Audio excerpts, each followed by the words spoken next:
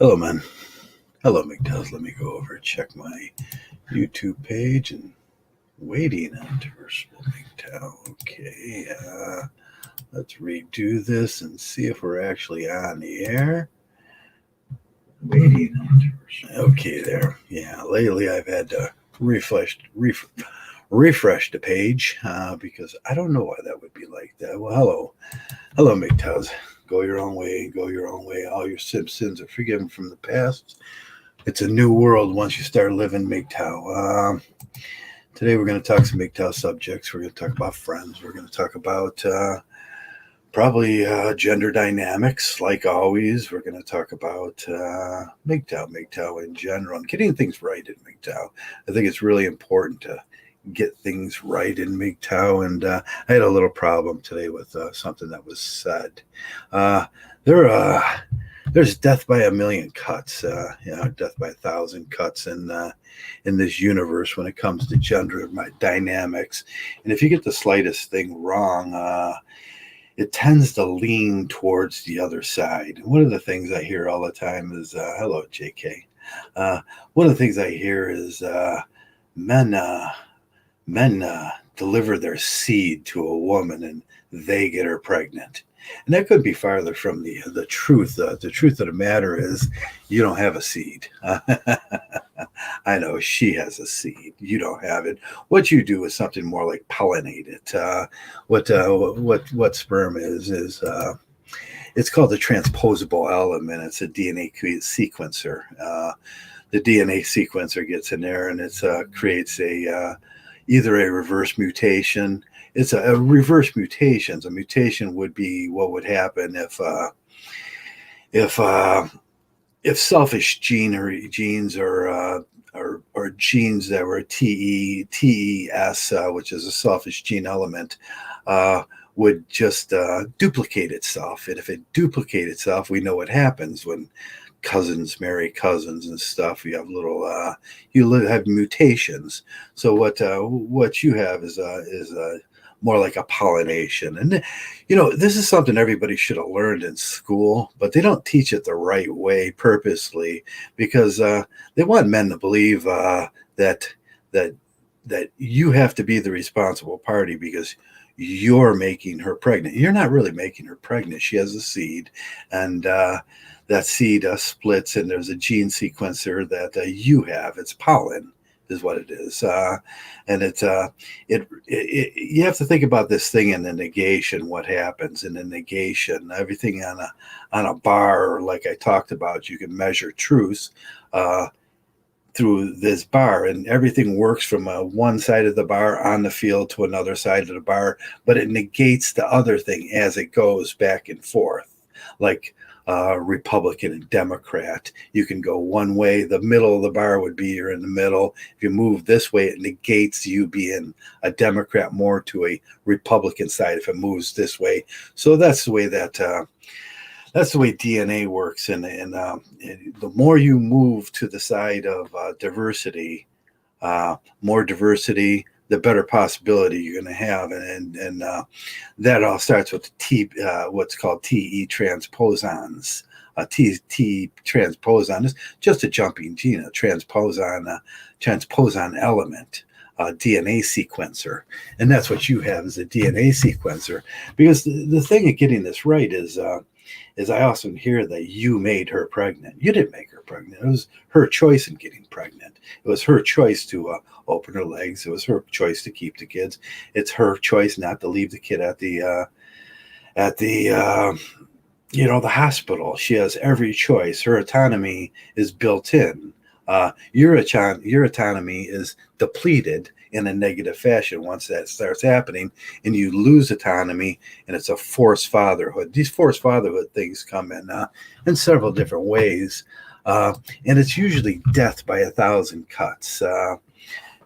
You're a bee, laugh out loud. Yeah, you're not the bee. The bee is the carrier. You're just pollen, is what you are. The sperm is just pollen, and it's a sequencer. It's a gene sequencer. And now that gene sequencing can be rejected. It can happen like that, but that's your extent. It's not a forceful thing where your seeds, that paracesis would be where your seeds attack her and plant inside of her. That doesn't happen. And the other thing that's important to know about this thing is you're not the seed. She has the seed. And from that process, you're just pollinating it. It's resequencing the gene, what's called the jumping gene. And then mitosis happens and she splits. Every single piece of genetic material that will be used to have a child from that point on is hers. And one of the guys talked about, is it your baby? No, it's not. It's not your baby, 100% hers. And that's where my forced fatherhood concept comes in. Forced fatherhood is when men that don't want to be fathers are forced into fathers. Now we can do this thing on a, I'm having an ear pop. I don't know if that's from the weather. We're having rainy weather and it's rather a pollen prick. Yeah. So you're just pollinating in a gene sequence, and that's where she takes your geno. She duplicates it from that point.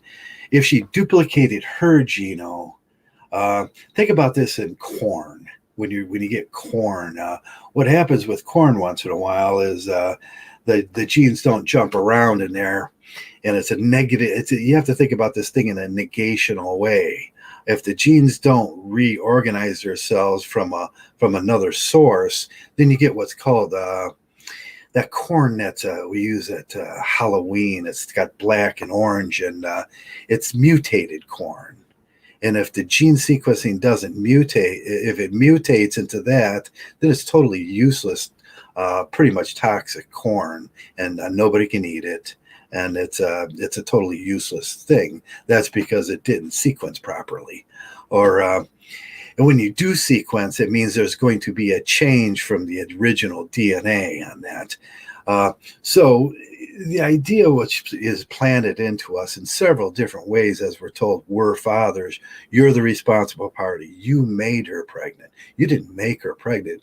You were just like a flower that was 5 miles away, and the pollen goes and sprinkles, a bee touches it, and then she uses it at her disposal to sequence the genes. That's a transposable gene. And biology is really important for Mgtows because it gives us an idea how fatherhood is forced on us, and fatherhood is a social idea.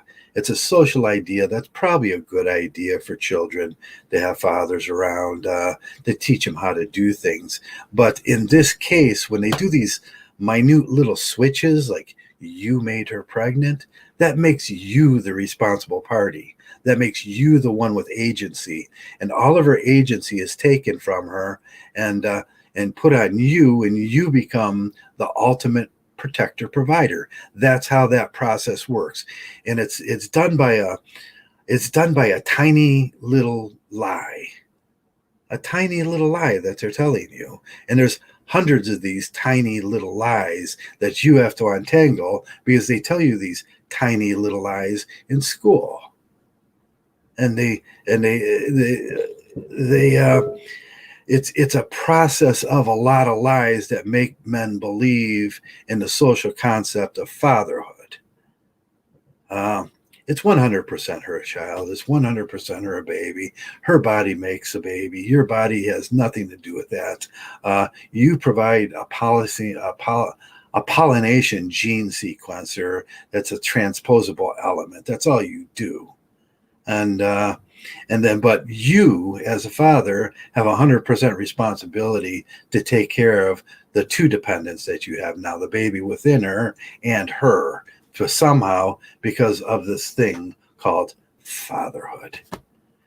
And I wanted to clear that up. And when we look at Mgtow, there's 1,000 little lies that they tell you every single day. Hello, Joe here again. Hello, Jigsaw. Hello, AP503. 530. Sorry about that. And do I got paint all over me? Yeah, I got paint all over me. I was outside doing stuff all day. We were stripping down some furniture and yeah. Sorry about that. And it was hot. It was balls hot today outside and on the north coast of Cleveland, the north coast of Ohio, we're sent in the Central Basin. It's balls hot, and the humidity is at 100% around this time of year. We're 4 days away from the 4th of July. Everybody's blowing off. Everybody's blowing off fireworks around here. I'd like to get some. I wanted to make my own this year, and that's one of the topics I wanted to talk about is the little misconceptions that the world gives Mgtows, and from mating to honor to a lot of things. And once you start sitting down as a Mgtow and you start asking yourselves for these truths, you got to say it right as a Mgtow. You don't provide a seed. A seed is something that plants in the ground and grows. It doesn't take a transposable gene to do that. The seed flies off of the flower and it implants. In this case, what they're saying is what feminists would say is you made her pregnant. You didn't make her pregnant. She has a 100% agency and autonomy in her life where she decides when she's going to get pregnant. She decides who's going to do that to her. She decides to keep it. She decides she decides everything except for one thing is the government takes away her agency and says you're responsible, not her. You should take care of that, and that's the big lie. That's the big lie. In today's society, where we got go girls and all girls are making as much money and have as much opportunity as you, and there were reasons why we thought this way in the Christian world. Because there generally needed to be a man around the house to take care of things. It's called man in the house theory. They took care. They fought off the predators and planted the crops and made everything great. But that's not the world we live in now. In the go girl society that we live in, she makes her own money. She has her own job. She keeps her own apartment. She chooses cryptically who she wants to mate with. She does that whole process of mating. If you are a man that's chosen for a DNA sequencing pollination, that doesn't make you 100% responsible for everything in her life. From that point on, you don't have to pay for everything. That's where our government has to wake up. That's where our government has to start saying, it's kind of a ridiculous, barbaric thing. Hey, Brissy boy, how you doing? Jigsaw and Claire's in, and all the guys are in. Usually, everybody will show up. I'm just waiting. I'm just blabbering on about the little things in life you get lied to, and these things have a lot of importance because it makes you believe that you are responsible. It makes you believe that you did something that was so magical. And you really didn't do nothing. You, as a father or as the responsible party, like they say, father is pater from the German or Latin, which just means responsible party. You were the DNA donor in this case, and as soon as the world wakes up to this, and then we get the government out of our bedrooms and. We already, as men, we already pay taxes. We already pay taxes into a social system that provides for the women and children, and then this is one of the ways by these little lies that they get you to they double tax you. They keep the money you paid in taxes, 30% of your income most of the time, and then they double it and say you're responsible. Well, you've already donated, and you're not really responsible, but. Hush, hush, they'll make that our little secret why these Christian lies keep going on. Testing. How is my sound, by the way? I didn't really get a good sound check there. And I'm just waiting for Joey Aragon to come in, if he's going to come in today. And hopefully we'll have a couple extra guests. And we'll talk about Mgtow friends, and we're going to talk about how things really work in the universe, and we'll talk about a lot of things today. As soon as we get some guests in here, you know what I should really do? It's a Wednesday, and I have total confidence that we'll get some good guests. And I'm going to paste a link up into the and put it up there. So if anybody wants to come in, I was hoping kind of Black Wolf would come in today and we can talk, and anybody that wants to come in can come in, and you can pick the subject too. You can pick any topic you want. I'll talk about any Mgtow topic there is. So I watched. So I got up this morning, got really excited before I went out and did my work for the day, and I seen Alice and Mac got 2 years and for having the sex cult, and the guy that was the male got 120 years. The male that was supposed, because it's always supposed that the male is in charge, and that's another. He gets 120 years, and Allison Mack got 2 hair. And you know what she did? She snitched on him, and that's very important. The government, if they will get a woman, you're a woman, to snitch on you, and then that relieves her of all of her crimes, and you'll get 120 years, and she'll get 2.5. So there was a lot of interesting stories, and I've been watching the Allison Mack thing for a couple years now, and he went to jail right away. There was no wasting time on I can't remember Kevin Renier or something like that, Keith Renier, whatever his name is, not important, but let me see about Joey's on the phone with the customer service. I'll be there. Sorry. Joey says he'll be in shortly. And sorry, today I ate my food for today was four chili dogs. So I'm kind of have a little indigestion going today.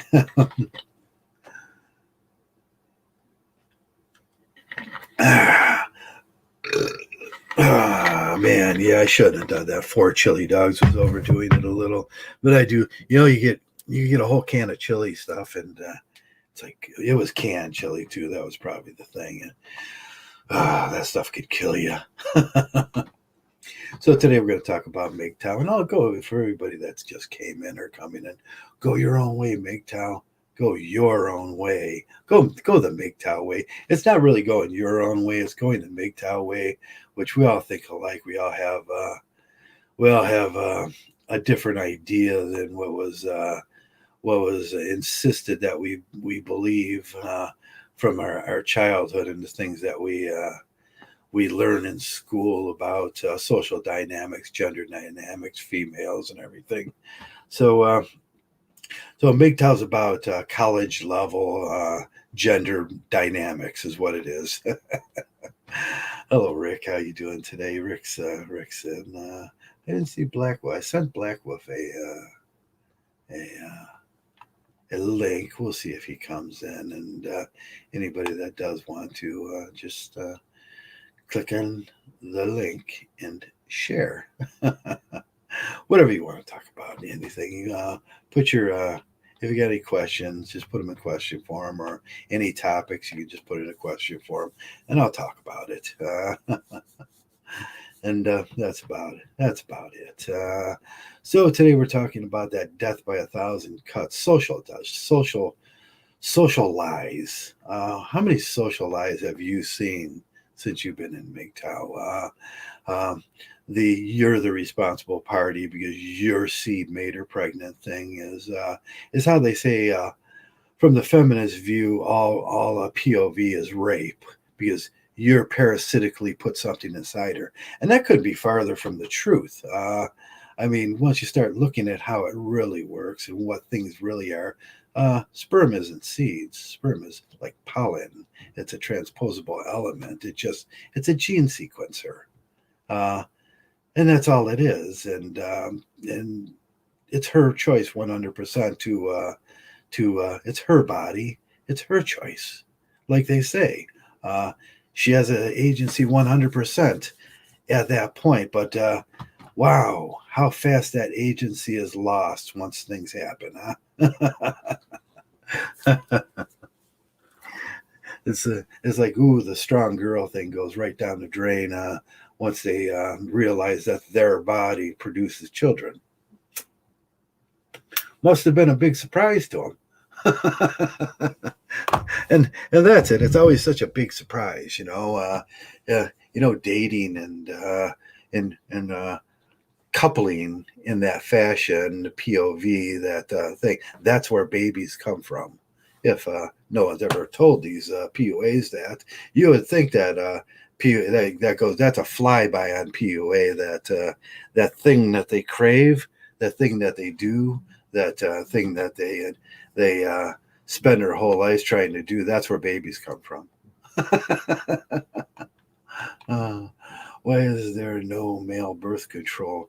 In your opinion, I have a theory. Yeah, male birth control. There is a lot of male birth control, and probably the biggest birth control is vasectomy. Any male that wants to go get it, it's a 10-minute process now. Probably a little more, 20-minute process, and you can get a vasectomy. I had a buddy while I was in the army that had a vasectomy, and he also had 3 wives after that. Every wife ended up getting pregnant after he had a vasectomy. The judge told him, I don't want to see you back in here again. Don't get married. All of his wives cheated on him. And that's a true story, too. I can't remember his name. I don't want to mention his name. Anyways, but he had 3 marriages, 3 wives, and he never told the women that he had a vasectomy. And so you can have a vasectomy, and that's that's 100%, 100%. But in the case of you can get tied, and that's another intrusive form of birth control.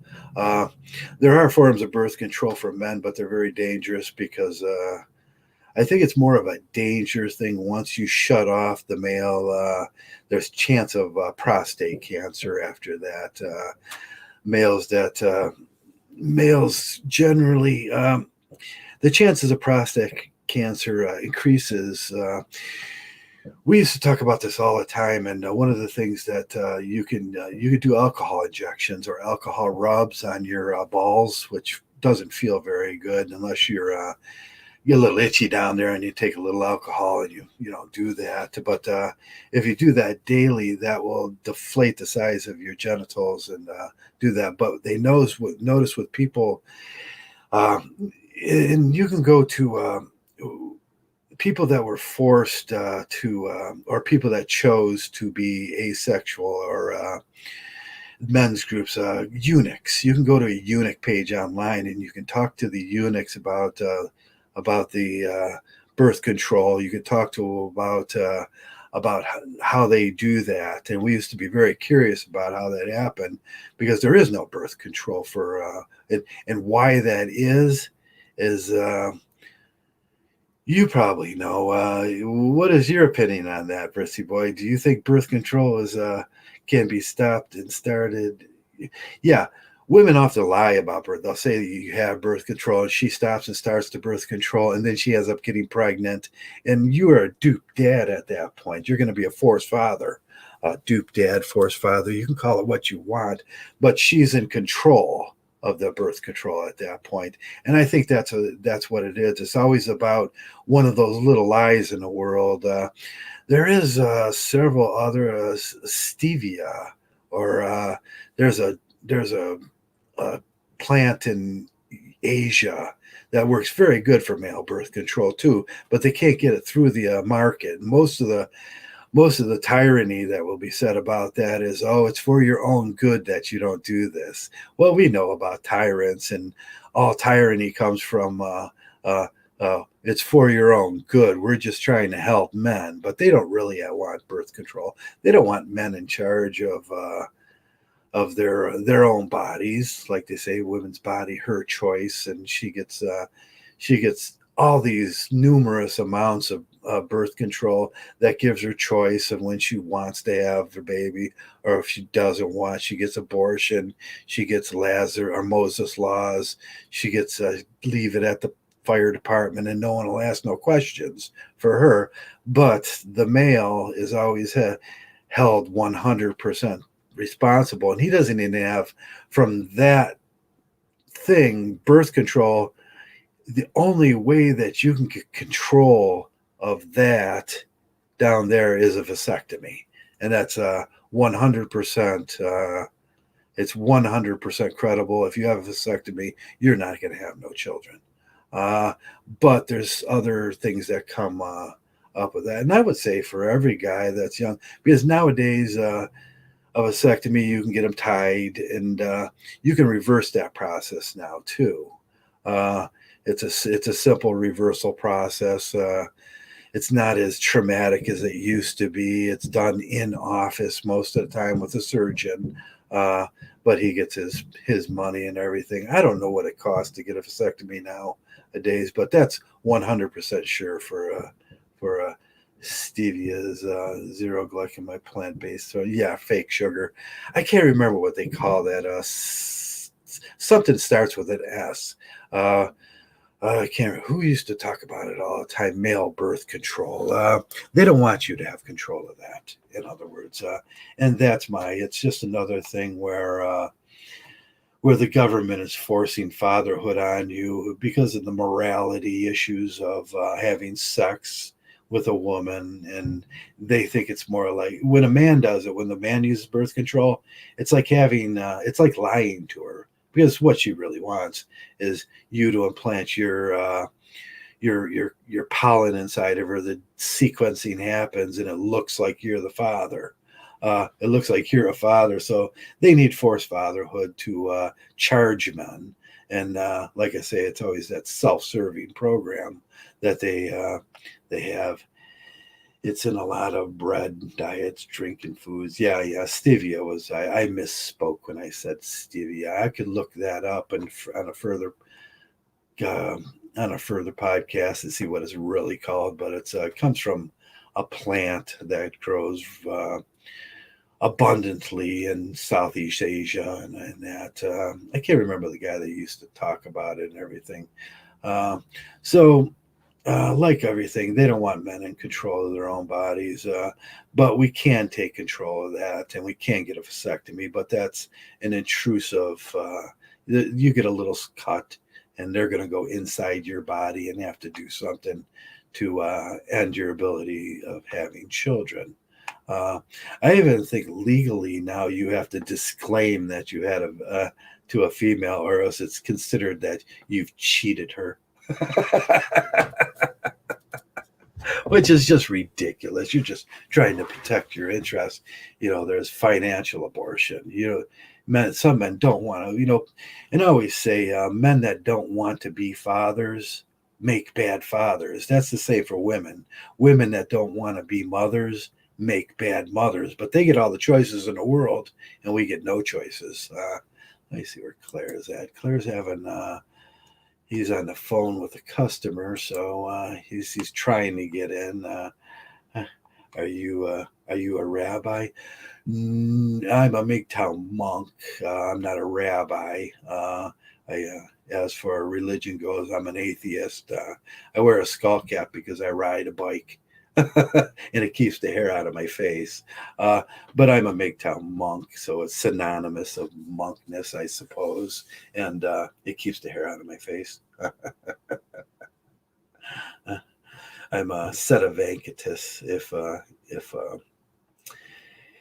If you have to know I was Christian. Now there's an empty seat. God doesn't really sit in that seat, and I have to start asking my questions about God, if he really exists. And my idea of God is I have to sit in the God seat and direct my life until he gets back from wherever he went. And I'm an ex-Catholic Sedavankitis.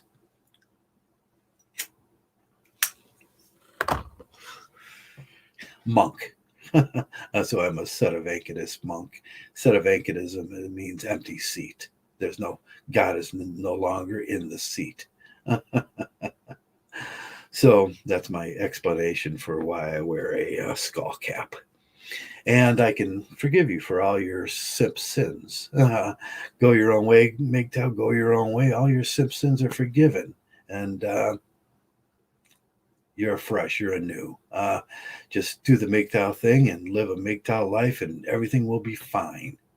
Everything will be fine. I can guarantee it. We've only had one Mgtow failure,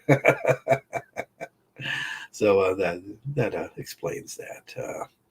Emre, what is your name? Emre. I'll put it up. I can't really pronounce it. Uh, I sometimes joke that I'm a rabbi. I say I'm the only Irish Jewish rabbi in the world.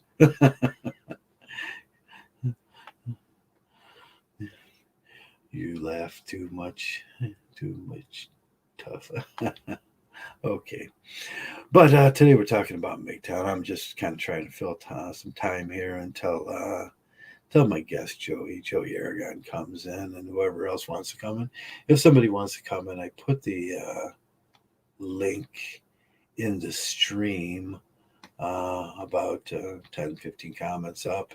If anybody wants to come in, that'd be fine. And we can talk about anything that anybody wants to talk about, uh, including religion. One of my favorite topics is religion and how they're, how we get lied to by religion and how it works into these social norms that are kind of absurd and bizarre, especially when it comes to delicate, the delicate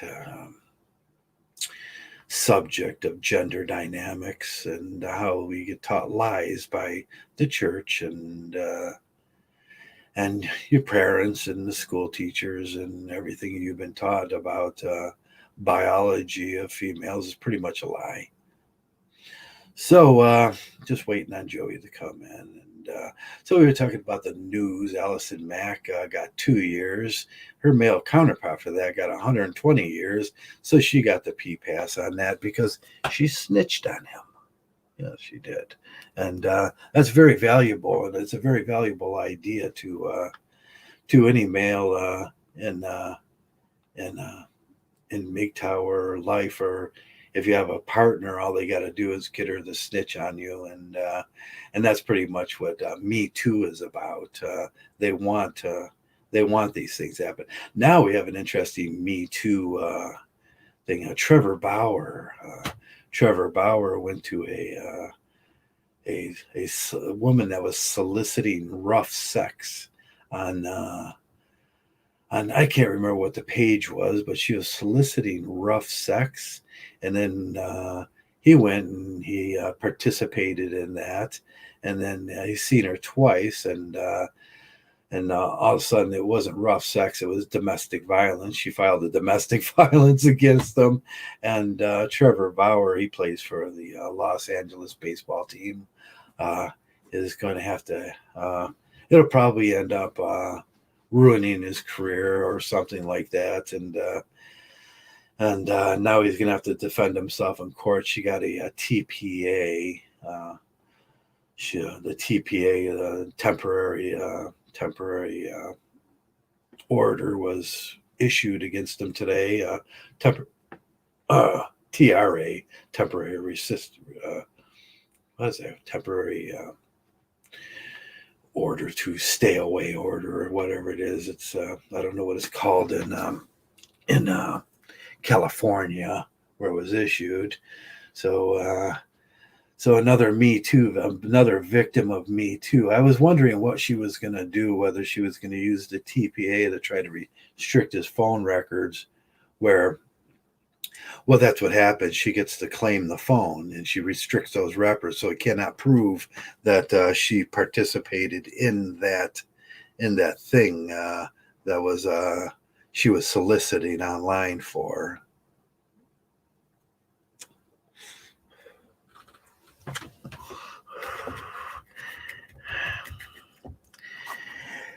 So that's male news. Who else got? There's been a bunch of them that have been Me Too'd now, and he's just the latest. It seems like an endless line of Me Tooing, and it seems like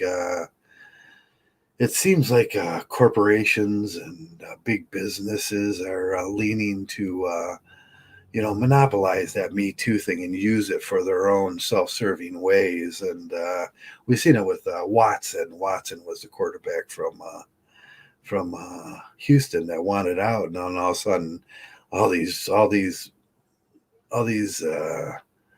masseuses that he was going to for massage parlors started accusing him of sexual stuff. It seems like, wow, that's weird. That's weird and coincidental to what he wanted, and it might ruin his career too. We've seen a lot of this over the last few years with let me go back to the page here. You talk about say nothing. Okay, we're gonna put you on a timeout because you're an ass, obviously. Okay, I had to give one of the guys a timeout until he can change his behavior. And if you don't want to listen, go somewhere else, really. But we're just waiting on Joey Aragon to come in today so we can talk about Mgtow stuff. And he's being held up. He's got a client on the phone, I think. And I'm just filling time right now until the guest comes in. So we started off by talking about stating things right, transposable. When men are accused of making a woman, that always drives me crazy. When men are accused of making a woman pregnant, you planted your seed in her, and that couldn't be farther from the truth. You don't have a seed; she does, and you're just a transposable element that resequences the DNA, and you can read about it by typing in transposable element, and it'll tell you the whole story about that. It's one of those things that are hard to understand. It's a negation process, the process of negation. So only so many percentage of society understands negation, and the rest of society is just they're looking for positivity, positive logicalism.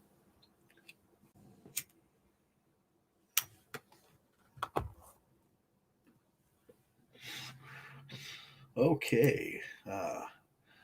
Hoka is now in Hoka Mantis Destroys.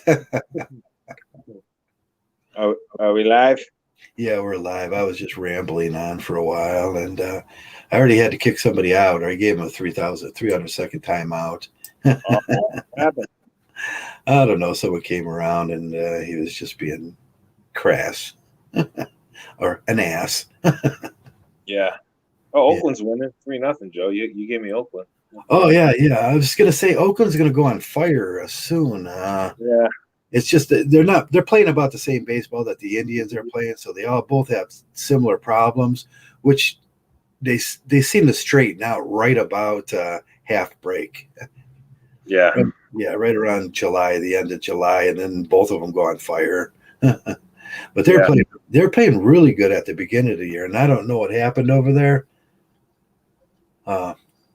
Whether it was pitching or hitting that they lost, or it seems to be the same team and the same management and everything. But I was getting the idea that right around now they're going to go on like an 8-game run or something soon. Yeah. Maybe. The Dodgers, they're playing good. They're trying to win. Yeah, the Dodgers. We were talking about Trevor Bauer earlier, huh? Oh yeah. That was a weird story. I mean, it's like, I guess the girl wanted rough sex or whatever. Yeah. She was soliciting rough sex on Tinder or whatever. So she was the solicitor. Right. Classic bait and switch with these women. Classic and probably setting the guy up. Yeah, setting him up, obviously. Yeah, setting him up. Well, obviously she probably didn't know. Well, I can't say that she didn't know who it was, but they seemed to have conversations over what was going to happen, what was going to take place, and everything, which I find kind of cringy. as a man, back in the day when Tinder first came around, I tried it a few times when I was still active, and it just like seemed real cringy to me and real impersonal, and I didn't really need those sort of things that much. It No, was I like, was the same way. I was the same way. I couldn't. I thought it was the stupidest. Well, I listen. I'm not a. I had my simp days where I did when I was a Christian. I did Airbnb, or not Airbnb. Sorry, eHarmony. eHarmony, eHarmony days. yeah, Yeah, eHarmony and everything. like a big simp that a Christian simp that I was at the time. So you're going back like 2003. Yeah, 2002, 2003. Long time ago. Yeah. Yeah, when I was Yeah. still little active at that time. I had this girl show up, and she was okay, but she took off her shirt, and she had just the ugliest titties that were just imaginable. And I was like, ooh, ooh. And I said, that's a game. That's a deal breaker. yeah. Well, when Tinder came around, though, I was a stronger. I was kind of new into Mgtow. That was probably 10 years ago, maybe. And I was like, oh, forget this Tinder stuff. You got to be a real simp idiot to do Tinder. And now obviously I don't even. I think it's an absolute disaster. That's where actually my friend met that crazy psycho chick was on Tinder. The psycho one, the one I was telling you about. That punched my friend in the eye. Oh God, he met her on Tinder, and then that was through Tinder, and she travels a lot on her job, so she's like city to city all the time, and I think she's probably dating other guys and do this crazy stuff, but yeah, so that's where he met her, and yeah, it's a joke, it's a very dangerous place to be. You get set up too. Yeah, you can get set up, and women are cunning. They probably look around and decide who would be the most profitable mark. If we would do it like it's a mark, like in a corrupt game of cards, you have a mark, and that's what they look at it as. They get a mark, and they want something from them. And in Donald Trump's case, when he went to the Tinder line and got his girlfriend, he had to end up paying her off, and that's probably what will happen with Trevor Bauer. It's like you can afford to make this kind of mistake, but you think he'll go a little bit of Mgtow after that? You think he would actually embrace the Mgtow ideology? He seems like that kind of guy that he thinks about things, and he has a different thought process, and he might start saying, "Oh, this is very dangerous and risky." Yeah, I think if you listen to a stream like this, you would probably pick up on things pretty quickly.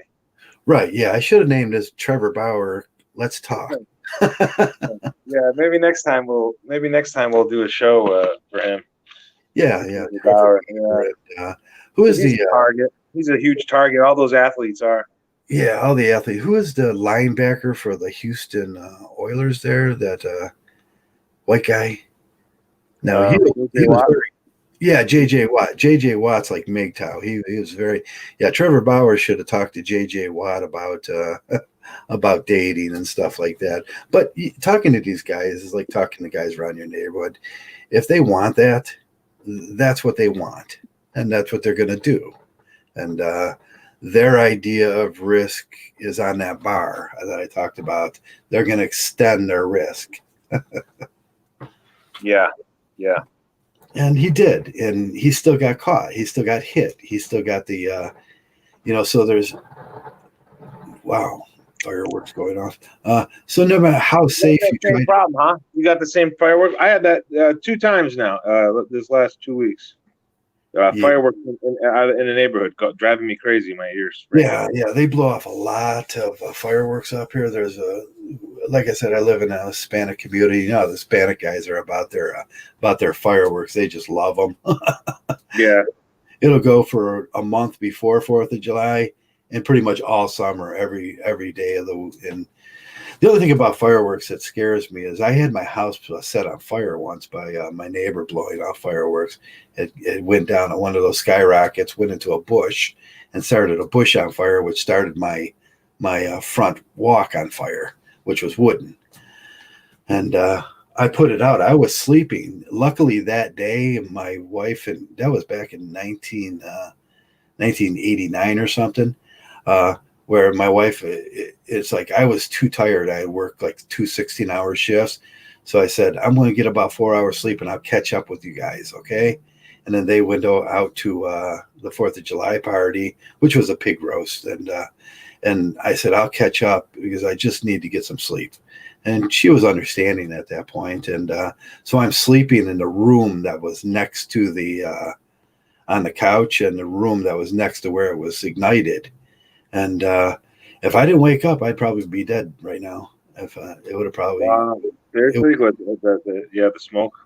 yeah. So it's very dangerous. Fireworks are dangerous. It's wet here now, so I don't really worry today. But in those dry days where things can start on fire, you got to be real careful with those things. Hey, Blackwood, how you doing? I remember in oh, Hey, Blackwell. Hey, what's up, man? How you doing? I'm doing pretty good, man. I just had to run down to the grocery store and get something, I'm happy I made it. You know, they're raiding the grocery store right now. I knew a meat shortage was gonna happen. That's why I made sure to buy a bunch of canned stuff. Okay, you're getting pop on your. Okay, so you're probably too close to your mic. Okay, you're. All right, I can hear you hold, breathing. hold on. Let me turn that fan off. Oh, you got a Okay. fan going on? Yeah, that's probably it. All right, fan's off, everybody. Just Oh, oh, it's still, yeah, it's popping a little. that is. Let me Oh, okay, it's better now. Okay, it's probably the fan needed a second or two to stop hitting the mic. All right, is it gone? Yeah, it's gone now. Yeah. Okay, cool. Okay, so what's the news this week? How you guys feeling? How's your lives going? Mine's been going pretty great. I've lost a good 6 pounds, and Yeah. I'm now looking for a possible fitness instructor or somebody to kind of give me that extra motivation to kind of Okay. get going or something. So, yeah, man, I've been taking a break and doing some self reflections, meditation, and trying to Meditate. figure trying to figure out a new way to eat and everything. I changing that for good because I don't want diabetes or anything like that. So, Yeah, that's always been my problem is, working guys, we come in and out of the house. We need something quick. It's either, a frozen burrito or some, like today, I just grabbed some canned chili and some hot dogs and made them up real quick. And I shoved 4 hot dogs in my face while I'm on the go, stuff like that. It's it's hard for men because, a good diet takes good planning, doesn't it? yeah, I started trying to plan all my meals before the next day over, by Mhm. boiling some eggs and a bunch of other stuff. And turns out like turns out you can eat a lot of something. It just has to be the right thing. It's Right. trying There's to cut. also, there's also the problem with men, like, single servings are not what's at the store. Are they? Single servings for a man.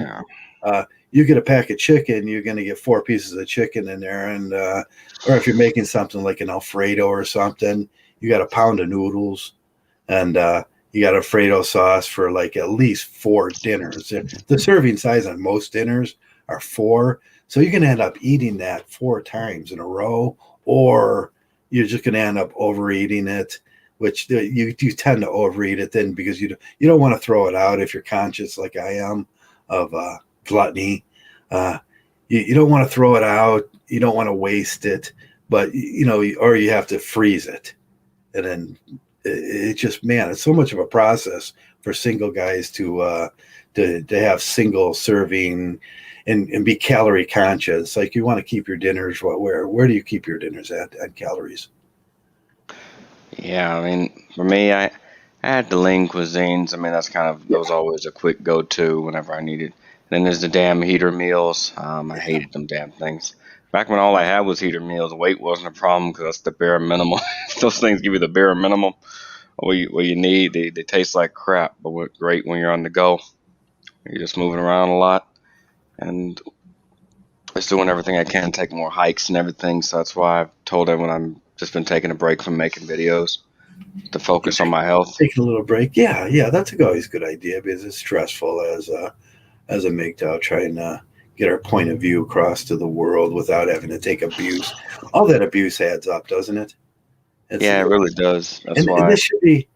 this should be like a happy place where we go, we talk, and but what really happens is it's sort of a cognitive therapy. MGTOW is cognitive therapy. I don't care what everybody says.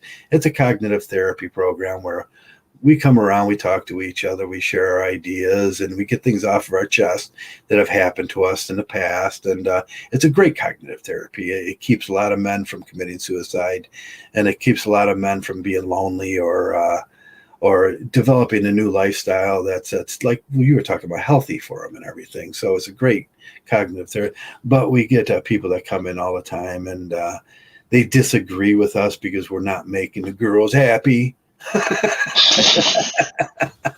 So they say casually cruel things like this guy is doing to me now. He's saying casually cruel things to me, and that it's like that shows a lot about the nature of human beings, doesn't it? Because Yeah, they just want to make something that really should be our happy place into a stressful place, and that makes them happy. Now, I was reading about Schadenfreude this week, and I was interested in the Schadenfreude. It's like getting off on other people's pain. oh, Schadenfreude. Yeah, there's a funny song about that from there's this there was this old Muppet thing, like this adult Muppet thing called Avenue Q. Yeah, they Yeah, made a song about that, Schadenfreude, people taking pleasure in other people's pain, and it yeah, was a really funny song because it's so true. There are people that they feed and live off of drama, they and live and feed off of drama, and we get that a lot, don't we? Where people come around and say casually cruel things to us just because we don't think the way they do, or they can't keep up with us, or they just they're the blue pill guys that they live in this fantasy fiction world where their happy place is directly inside the V. They want to go down to their original birth rate, 7.6 out, and then they get shoved back up in there. yeah, that's why I learned to leave such guys alone. I almost didn't even want to go to the gym at all, and now I'm like opting just create my own at the house because when I go down there, people think that I'm trying to lose weight to attract women. I'm like, no, I'm just doing this for me. And there's always some gym douche there like, cha bro, he's just saying that, he's doing it for the women. Like, no, I'm just Yeah, trying to get myself in shape and it's I found it to be somewhat distracting when I was at that gym because you're walking on a treadmill and then right in front of you you have some chick's butt in front of you and it's like damn it I really like crap you just try to walk and I get turned on at that point in time it's and I realize when women go to the gym now they go for attention and then there's men that go to the gym to look at women and compare themselves to other men and I think I just find the gym now to be an overly distracting place. It used to not be that way, or maybe it's just a red pill kicking in. But I notice all the distractions, and I just kind of hate being there now. yeah. What do you think of this guy? What do you think he's saying? Or talking about the guy in the chat. Yeah, I'm gonna check it out right now. We have to call in Aragon there from Vegas. What's his name? Joey Aragon. yeah. We're gonna have to call in Joey Aragon. Joey Aragon, circa 2014, Yeah. when he was a little dick. Oh, I think he's a Christian because he's trying to say if I move like this way, then my horn, like the pillars of duality in the back, which he doesn't understand, the pillars of Cartesian duality. He's like you're the devil. It's quite possible that I am the devil. You know, you know. Yeah. I remember when RP first came in. Remember that first time you were there when RP came in? I was just busting his ass on this cat avatar. Yeah. And so yeah, I used to have the hammer, Black Wolf. Joe gave me the hammer, and I was like a real jerk, man. I was like, Oh yeah. Yeah, somebody said like the wrong word, like they that's it. I time out for 5 minutes right away. I'm out. Kick people out all the time. So I had a reputation like that. So I think I've calmed down a little bit. Yeah. Years. Once you hit your late, once you pass mid-40s, you kind of have to calm down a little bit. You don't have a heart attack. Yeah, Ernie can come in. I'm Ray. I'm Ray. He can come in if he wants and discuss his point. Yeah. Yeah. He should come in and Yeah, he should. He's good just guys, what the hell, and he can question our point of view. What was he saying? Let me see. I'm reading through. Trying to see what's the point he's trying to say here. I don't know what his point is. He's It is hard dealing with the people that go against what we like Mgtow friends you're talking about, right? Or what did it say? Friends? You spelled friends wrong. It's friends. Anyway, but yeah, I mean the thing is their worldview. Like RP, I was talking to RP yesterday about this. He said no one thinks the way we do, really. Not a lot of people think the way we do. So it's kind of hard to communicate with them, because they have this fantasy fiction that they're living in. Yeah. It's like they don't know of something, so they'll pretend like it's not knowing about something. It's like not knowing of the spined frog in Brazil doesn't mean it doesn't exist. It just means you're ignorant of it. It's a what do they call that? When people argue with us, it's usually a display of ignorance. Well, a good example of that is like today, right? I had this issue with Airbnb, and I was on customer service, and I'm kind of talking to them. I was really like, I was kind of like raising my voice, but I apologized to the guy, whatever. I said thank you and whatever. And now I start talking to you guys, and all of a sudden I'm nice and calm and relaxed. And you see what I mean? It's such a big difference because you think a lot of life, so it's just easier for me to kind of communicate with you guys. Right. This is where we come and we kind of, we lose all of that stress for the, that the blue pill world gives us because we have to watch them daily just do their thing and the absurdity of all their craziness around us. We come here and our Mgtow. That was the original. When Paco started the first Mgtow group called Mgtow, it was because we got so sick of just the MRAs and the PUAs and the there was just people, the blue pill people coming and arguing with us, and that became the thing, arguing with them, not talking about what we are and our philosophy. It's like we needed a place where like-minded men could talk about their philosophy and develop this thing and talk about gender dynamics and how it doesn't work for men anymore. But that was the idea of Mgtow. Yeah, that's what it's about, Still trying to get Joey to teach him how to be that, all absolute unit. The absolute unit.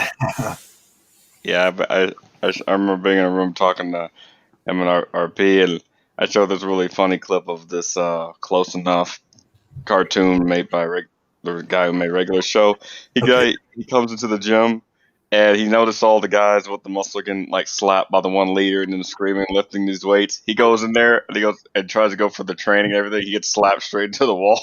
It's just really funny. But yeah, he just stuck to it, and that's what that actually gave me like a little motivation. I've been watching enough to give me that motivation, and yeah, I mean, exercise and eating go hand in hand. I now realize that it's like they go hand in hand. You gotta eat right, gotta exercise right too. You can't like skim out on that. Well, preferably hurting yourself and everything. So what I'm gonna do is it's just been doing that, and not to mention I had to kind of meditate and self-reflect on how I became Mgtow in the first place. I mean, right? We don't recruit people. Like I found Mgtow on a whim.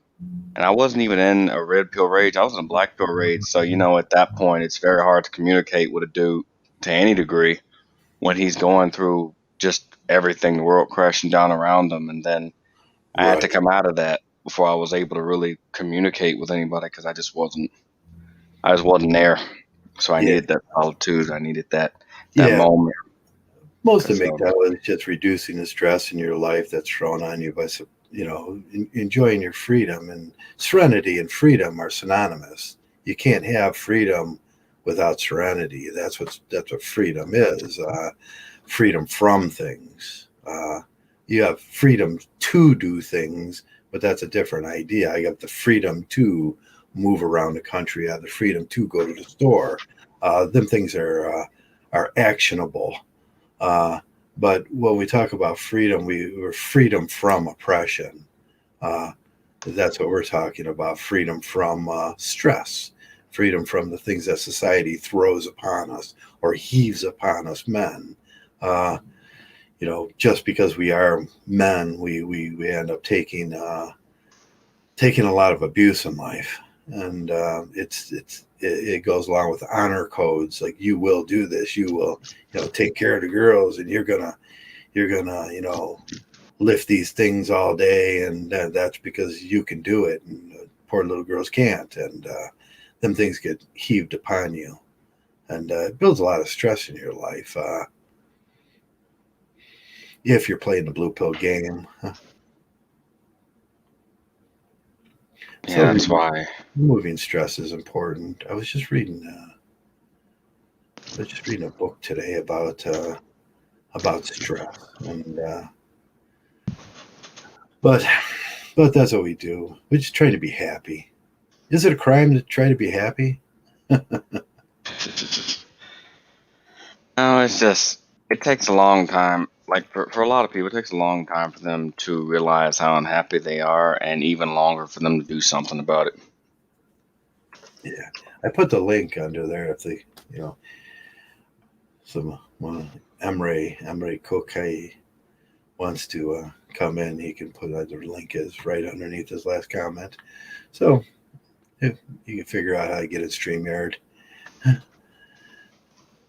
StreamYard's great because it'll let you in even if you don't have an account. How do you do that? You just give them your name, or all you got to do is give them your You give them the link, and they should just be able to pop right in, so long as they got like a Google or something. yeah, you got to give them your email. Yeah, give them the email, and they can hop right in. Yeah, yeah. So, what are we talking about today? I was kind of left it open. I just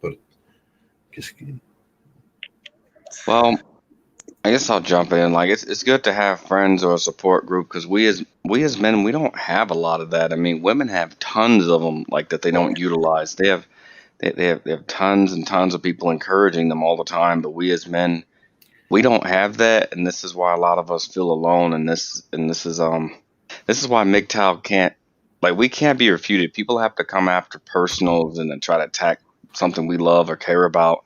But at the right, end of the day, I mean, we're kind of MGTOW is the last stronghold that we have. If we lose this, and I've told women and even simps this, if we lose this and a bunch of guys go black pill, that's bad for society. That's bad for everybody. You right, thought things were bad now. Wait yeah, till they get a hold of. I'm talking like Joker status, Joker versus Batman kind of thing, and people don't realize like sometimes it's just that one thing that keeps people holding on. For me, having a strong network is important. It's not about the money. It's not like I don't even make my videos or anything for money. I haven't got a dime or anything. It's not even right, about that. It's about helping others and because due to helping others, that helps me. And if something I don't know, I can ask someone and they could say, "Oh, this is how you do this," and right, stuff like that. We had that before it got destroyed, and yeah, so MGTOW is reactionary. It's necessary, reactionary, and it was created due to lack of having that, which should be normal.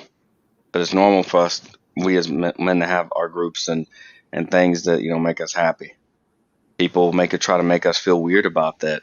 Bunch of women hang out. Oh, perfect normal. Bunch of men hang out. They must all be rainbows or right, weak or gay or whatever. And we're shamed for being human, essentially, because it's perfectly natural to not only solitude is perfectly natural, but also having positive people in your life is good too. And it's just I think Robin Williams said it best. Bless him. It's better to be alone than be around people that make you feel alone. Right. Robin Williams got a real he got a real Mgtow about him at the end before he committed suicide, and he just started saying things that were bothering him, and he was probably a good example of trying to be the ultra Superman guy and Captain Save-A-Ho, and he was trying to take care of everybody except for himself, and the end result of that was a very unhappy life, you know, and so it's sad. It's a sad story about we men we put ourselves in those kind of positions where we're just taking care of everybody else and we don't matter, and the world kind of complies with that. That like you don't matter. Just do your job. It's become expected. It's almost like an entitlement, isn't it? That the world has you'll just man up and don't worry about the pain and work through it.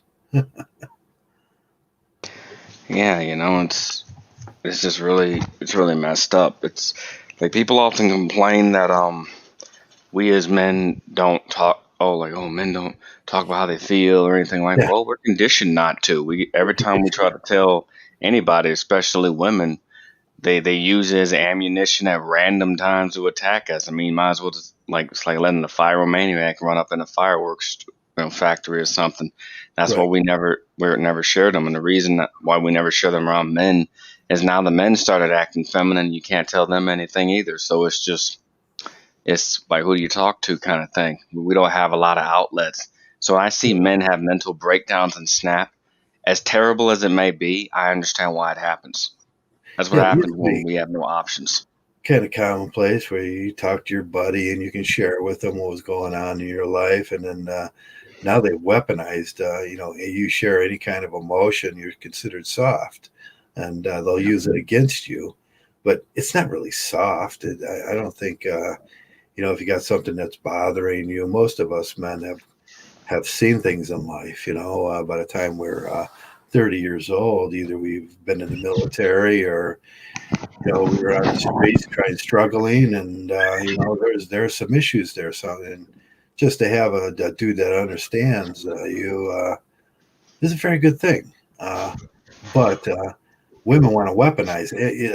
I always say, like, tell a woman your worst nightmare, and that's what she'll give you. They'll weaponize it against you. Exactly. Now it's just so bad where you got men doing it, man. It's Yeah, you just got men doing it against other it's men. That's woo, yeah, and they don't realize it puts them in a bad light. I mean, I used right. to go all over like the internet and even the manosphere, but I had to reduce that too. I mean, all the fights I've got into with YouTubers such as Mr. Research and Ask Nathaniel, I really thought about this. Those kinds of people are going to be spreading misinformation for the longest time. Right. They're not part of the manosphere. In fact, they hate it because it cuts into what they're trying to do. They're not trying to help men. They're trying to No, help trying to. themselves. Yeah. They want a statue because they did one or two right things that were predominantly for themselves. And these kinds of men and these kinds of people, I'm learning to spot so that I can avoid them because as I get older, not only am I taking care of my physical health more, but I'm also going to take care of my mind as well. And I encourage all men just walk away, not just physically, but mentally walk away Mentally, from these people. do it for yourself mentally, and clear all that stuff out, and man, you'll find happiness and joy in that thing. You'll find an inner peace. And inner peace is something that not a lot of people in this world's going to come by, and that's what we're selling. We're just selling inner peace. It's free. Exactly. I mean, I've been considering going back. I mean, once everything's said and done on my end, I'm considering finding ways even offline to help others because Yeah, I've deleted a majority of the stuff I like the social accounts that I had. I mean, I didn't have a lot to begin with, but I deleted a majority of those because I just don't need them anymore. YouTube's the last thing I keep outside of a Discord. That's about it. And I've just been kind of listening to music, learning more about how to edit and everything, and hopefully just find a better place and And I started like trying to look at these different hobbies too. I looked up pottery. I don't even know why. Like never expressed an Pottery is extreme. interesting. I always wanted to do. You could build a kiln. If you want to take up pottery, the first thing you do is you get some fire bricks and you build your own kiln. And that's like a manly thing. You could put a little blower and use propane to bake it and everything. Get yourself some temperature gauges and stuff, and learn about. It builds a skill too as you're doing it. If you learn how to build an oven this big and regulate the airflow is usually at 20 pounds, and then you regulate your gas in there through the same thing as those little cars that you use, the DC little cars that go around the track and everything. The idea is the same. It works on a slide wire. When you push that thing to make the cars go faster, it's a slide wire. So you learn about how to develop, how to set that. You get a little controller to set that, and it starts you on a path that's educational and interesting, that can turn into a career. Now, Yeah. now where I live, a lot of the pottery mud comes from the central part of Ohio down towards Pennsylvania, and there's a lot of the clay that you use in that comes from that. So it's a lot of men in Ohio, especially, have learned how to make dishes, cups, and on an industrial scale. So Wow. first part about that would be how to build a larger kiln that you can run things through, and that would just make it longer. Put a belt, stainless steel you would need, bring your oven temperatures up to a certain kiln temperature, and start manufacturing that stuff. That's what men do. That's how men think. From a hobby to you might need help from your friends, and that's where having good, honest friends come in. Hey, RP, how you doing today? Yes, doing well, doing well. Sorry, I missed a bit of it. I was outside with my dad enjoying the weather. So you went to dad today? Nice. Yeah, yeah, it cooled down a little bit in the time, and I don't have work tomorrow because it's Canada Day tomorrow. Happy Canada Day. Canada Day? Yeah, happy Canada Day. That's like your 4th of July. What is the... Yes, it is, yes. What's the... I don't know Canadian history like I know American history, but what was the event that happened that gave you your freedoms? You know what? I have no idea. You have no idea. I just live in Canada. It's like I grew up in Canada. It's like this is all I know. And like Canada Day comes around, it's like, okay, celebrate Canada for what it is. So you celebrate on the weekend, because we have our 4th of July coming up this weekend. Yeah, because like this is one of the rare holidays that are not like kind of close to the weekend or postponed to a weekend. Okay. It happens always on July 1st. Yeah. Now we do it differently. We shoot accelerants off with with gunpowder force. What do you call that? Force extenders inside of them to warn our government that can always happen. Yeah. It's just one. It's like it looks like entertainment, but it looks pretty and all that. But yeah, it's just a warning to the government. It's just a warning to our government that we can make these things into bullets and bombs too, and they're the same thing. Yeah, that is actually 100% true. Yeah. I always think that people misconstrue these days where they blow off fireworks. You blow off fireworks for a reason. It's a warning.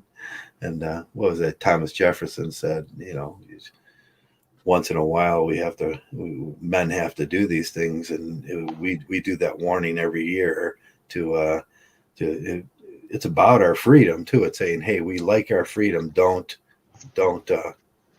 screw with that. Yeah, it's a sign to show that, like, we're still out here.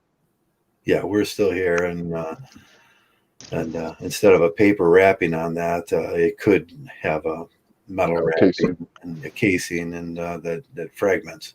Well, hey, but just saying, just saying. Well, RP, as your registered fitness trainer, happy Canada Day. We got a registered fitness trainer in there. Actually, I didn't even look at your name here. I didn't give myself a name today. I was just kind of bland. Well, it's in the middle of the week, so it's a hump day. It's okay. Yeah, that Yeah, guy I never. never came in. I think he left. He was like interested in coming in, and then he didn't want to discuss how he didn't like me. I Like, don't know how anyone could not like you with that majestic beard that you have. Yeah, I always thought I'm personable. I'm a personable fellow. And you always have been. Yeah, highly I mean, likable. I think he you- just didn't like what I was saying. that's the Or about the thing. fatherhood thing. What's that? About the fatherhood thing. Yeah, about fatherhood, and a lot of guys don't like that. They come around and they automatically get triggered. But I do that purposely to trigger blue pill guys and start them thinking about their mistakes and how they perceive things wrong. But that was the important topic that I was trying. There's death by 1,000 cuts in the ideology, blue pill ideology. They get you believing one thing, and then they walk you down a whole line of lies. Yeah, because it's like being a biological father. It's actually a really small component. All you have to do is give the sperm. And Yeah. honestly, you could do it the natural way or artificial insemination, or a woman could just sperm jack you, take your sperm out of a condom and put it inside herself. Right. Yeah. Now, and once that happens, it's like you're the biological father. It's like that doesn't change. But the thing is that actually being a father, which actually I think what a lot of these guys are trying to or trying to complain about is that there's a process of being a father afterwards. But when it actually breaks down to it, it's like you're just the one who's taking care of everybody. So the woman and the children. Right. Yeah. Yeah. Right. And it doesn't even have to be the biological father. Right. And these things are based on my thought was it's based on a lie. You hear a lot of guys saying you put your seed in her. Well, that's a lie. Well, she had to be willing to accept it. So she has to be willing to accept it. And you don't have a seed. That's not a seed. Yeah, it's not a seed, no. It's a seed is a totally different thing than what you do. You're a pollinator, and what you're doing is it's a transposable element sequencer. It's a DNA sequencer. It's totally different than the thought of what they tell you, and when they say that, they're totally wrong. And it's like nobody, but the idea is in that if you put your seed inside of her, you did something to her, you made this happen. No, that's not how it happens. She decides when that happens. She has the baby. Everything is her choice. She has total agency in this whole thing. But you know what happens when she realizes that she has to go through this thing. She wants to blame somebody else for that, and that's where these death by 1,000 cuts come into. Okay, it's just this little lie about your seed made her pregnant. You didn't make her pregnant. She got herself pregnant. She had agency. She accepted a DNA sequencer that enabled her to for cells to negate what we'd a duplicate copy of herself, because that would be a bad thing. A duplicate copy of a human being is a bad thing because you have DNA problems of disease, and what happens when diversity is too close. That's like inbreeding.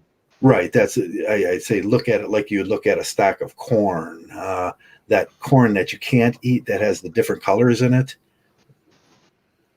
that's a product of it didn't negate the DNA, and it diversity wasn't fulfilled. The plant actually mated with itself. and that's why you get that sort of corn. But understanding these things is very valuable to a Mgtow, and it sums up those lies that were told. It's like you're not putting a seed inside of her. You're just a donor for a gene sequencing.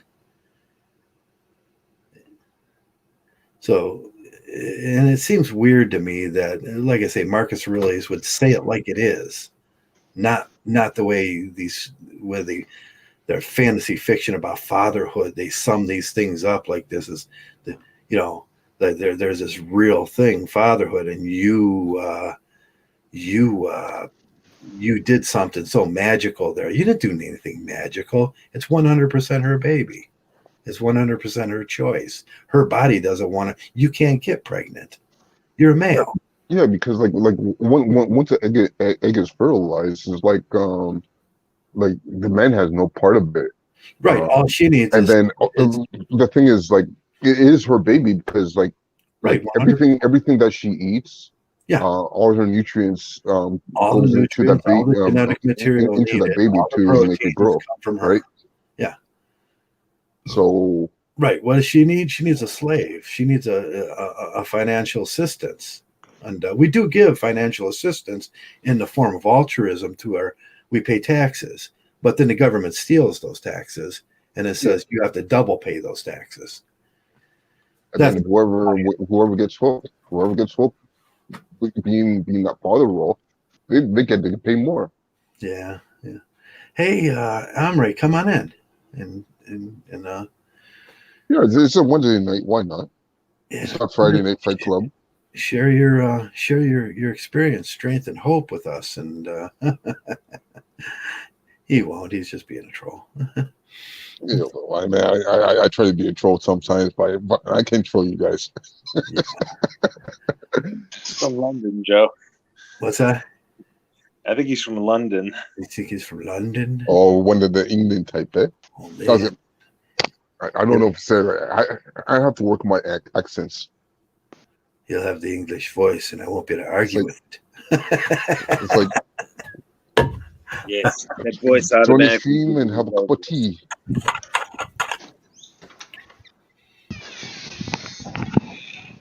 But England is like almost morning over there. I forgot that was vodka.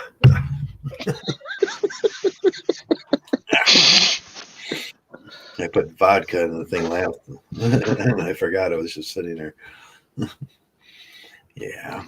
So So, wouldn't it be a better world if we just told the truth about a lot of things? Yeah, I agree 100% with that. It's like I've been doing that with my daily life. It doesn't matter who I deal with. Like even my boss at work. She had asked me if I wanted to do some what would you call it? It's like it's pretty much like a walk through of the building with some like higher ups, and they just need to have somebody there in maintenance who's familiar with the building, just so if they have any questions, like they could get their answer answered right away. And I just told my boss, no, I don't want to do that because it's honest as God. It's like I did that before. It's boring. It's like I have no interest in it. And my boss was like, oh, well, what do you mean no? It's like, because I don't want to do it. It's like I could do everything else around the building, but I don't want to walk around with some big wigs and just stay silent until someone asks me a question. Right. Yeah. Yeah. Your job as the maintenance man is just to notice all the things that need to be fixed and write it down on a piece of paper and get it done. But the thing is, like I was honest with her. I didn't tell her no lie or anything. Yeah. Did she want you just to do her job? Well, the thing is, like, okay, if certain questions were asked, it's like she wouldn't be able to answer because that's not her job. That would be like my job. But at the same time, I don't want to be walking around with these people. Like it could be like 2 hours they walk around the building. Yeah, you getting paid? Well, yeah, salary. So yeah. So like you get paid either way, but like it's like Yeah, I'd rather be doing something than just be walking around. yeah, yeah. And the salary things, that's like all of a sudden it's like just stay a little later, and your salary, No, that's yeah, not your happening. salary doesn't go up for doing more time. Yeah, exactly. See, Yeah, that's why I want to work with RP. I'll take that job just so I can wear a red headband, and when anyone asks what my name is, I'll say I was Simp God, flexing for life, just flex Yeah, with a 2x4. For the hell of it. hey, I know. I heard from one guy, another maintenance guy I used to work with. It's like, it's like, um, just pick up a 2x4 and just like walk it back and forth yeah, in front of the owners, right? Or like warden of the building. It's like yeah. That's you my don't have to do anything. It's like just Yeah. pick up the 2x4 and like you walk across their path of view. So it looks to them, it looks like like you're doing something. yeah, yeah, Because Yeah. otherwise, they're gonna think it's like, oh, like where's the maintenance people? It's like they're not doing anything. Because like certain people, not all, but the certain people have like a kind of mentality where if they don't see you working, they automatically assume that you're doing nothing. right. Yeah. And this is one problem because like right now, like over this past year, like a lot of people been working at home because of certain issues, and so those managers can't see their employees working, and they want to get people back in the office just so they can actually see their employees working, and then those managers will be happy. But Right. it's like like people working from home now if they could, because not all jobs can be done at home. Like my job can be done at home.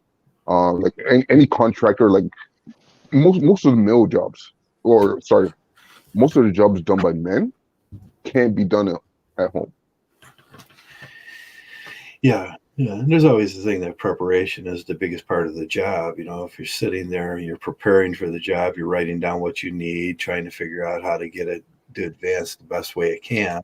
Is a lot of people don't see that as if you're in a blue collar position, they see that as just they think that's supposed to happen while you're doing other work. Yeah, yeah,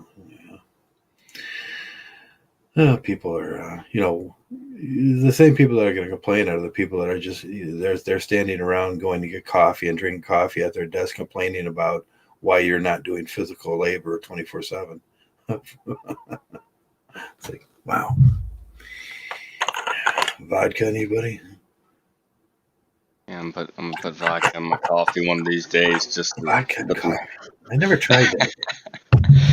Some people say it actually tastes pretty good. I've never had it, but I know Jameson's good at coffee, and oh yeah, any definitely. kind of whiskey is like an Irish coffee. Uh, it's If you're delicious. gonna do that, go with cognac if you can, or go with a nice whiskey.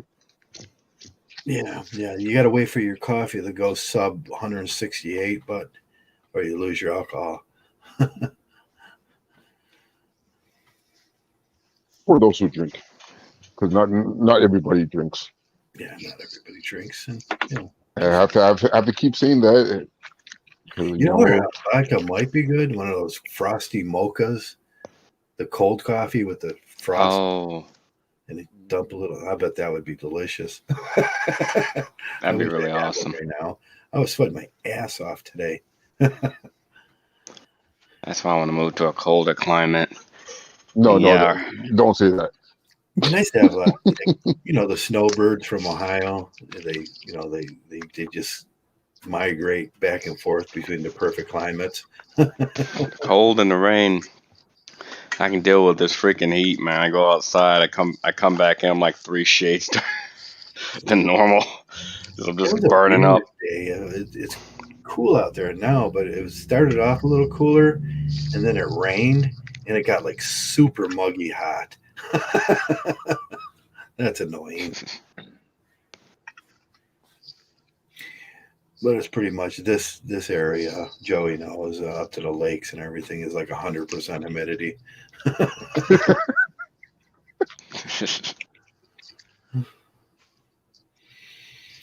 Oh, Same like Toronto. yeah. So you guys, after you've been in Mgtow, you kind of value the cognitive therapy that we have going around here more.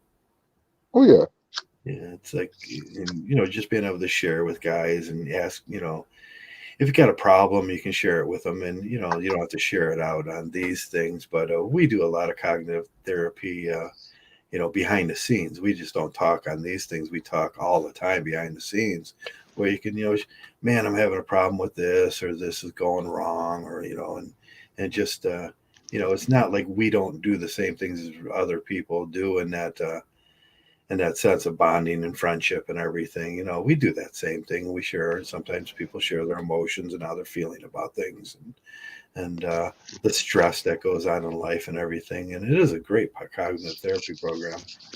yeah. Because the thing is, like anyone listening is like whoever your favorite person you like to listen to, you could reach out and like they could have like a small private group where there's Yeah. a bunch of like solid guys that you could talk to. It's Right. like I have my little group. We just discuss like personal matters, like stuff that we can't like broadcast on air. Yeah. But yeah, it YouTube helps. forbids us from saying on air. Yeah, yes. Because the thing is, like, we could talk our feelings and like we could curse who we want to. We could insult anybody if we want to. But it's just a process of men communicating with each other, Yeah. That's like always freely, without any restrictions. right. Yeah.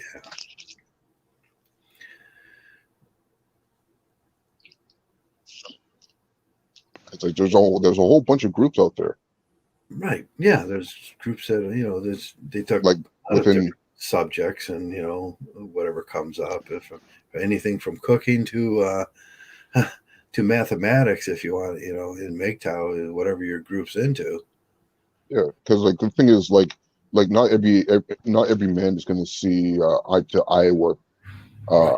another man's interest, Right. but at least there's like a core um, um, line of communication that we have, like a understanding that we have amongst each other. So like we could joke around, we could play, uh, we could show like random videos. Actually, not even random videos. It's like stuff that like interests us or we find funny, right? And like it's like not everybody's gonna be interested in the same thing, but like it's like at least we can talk to each other.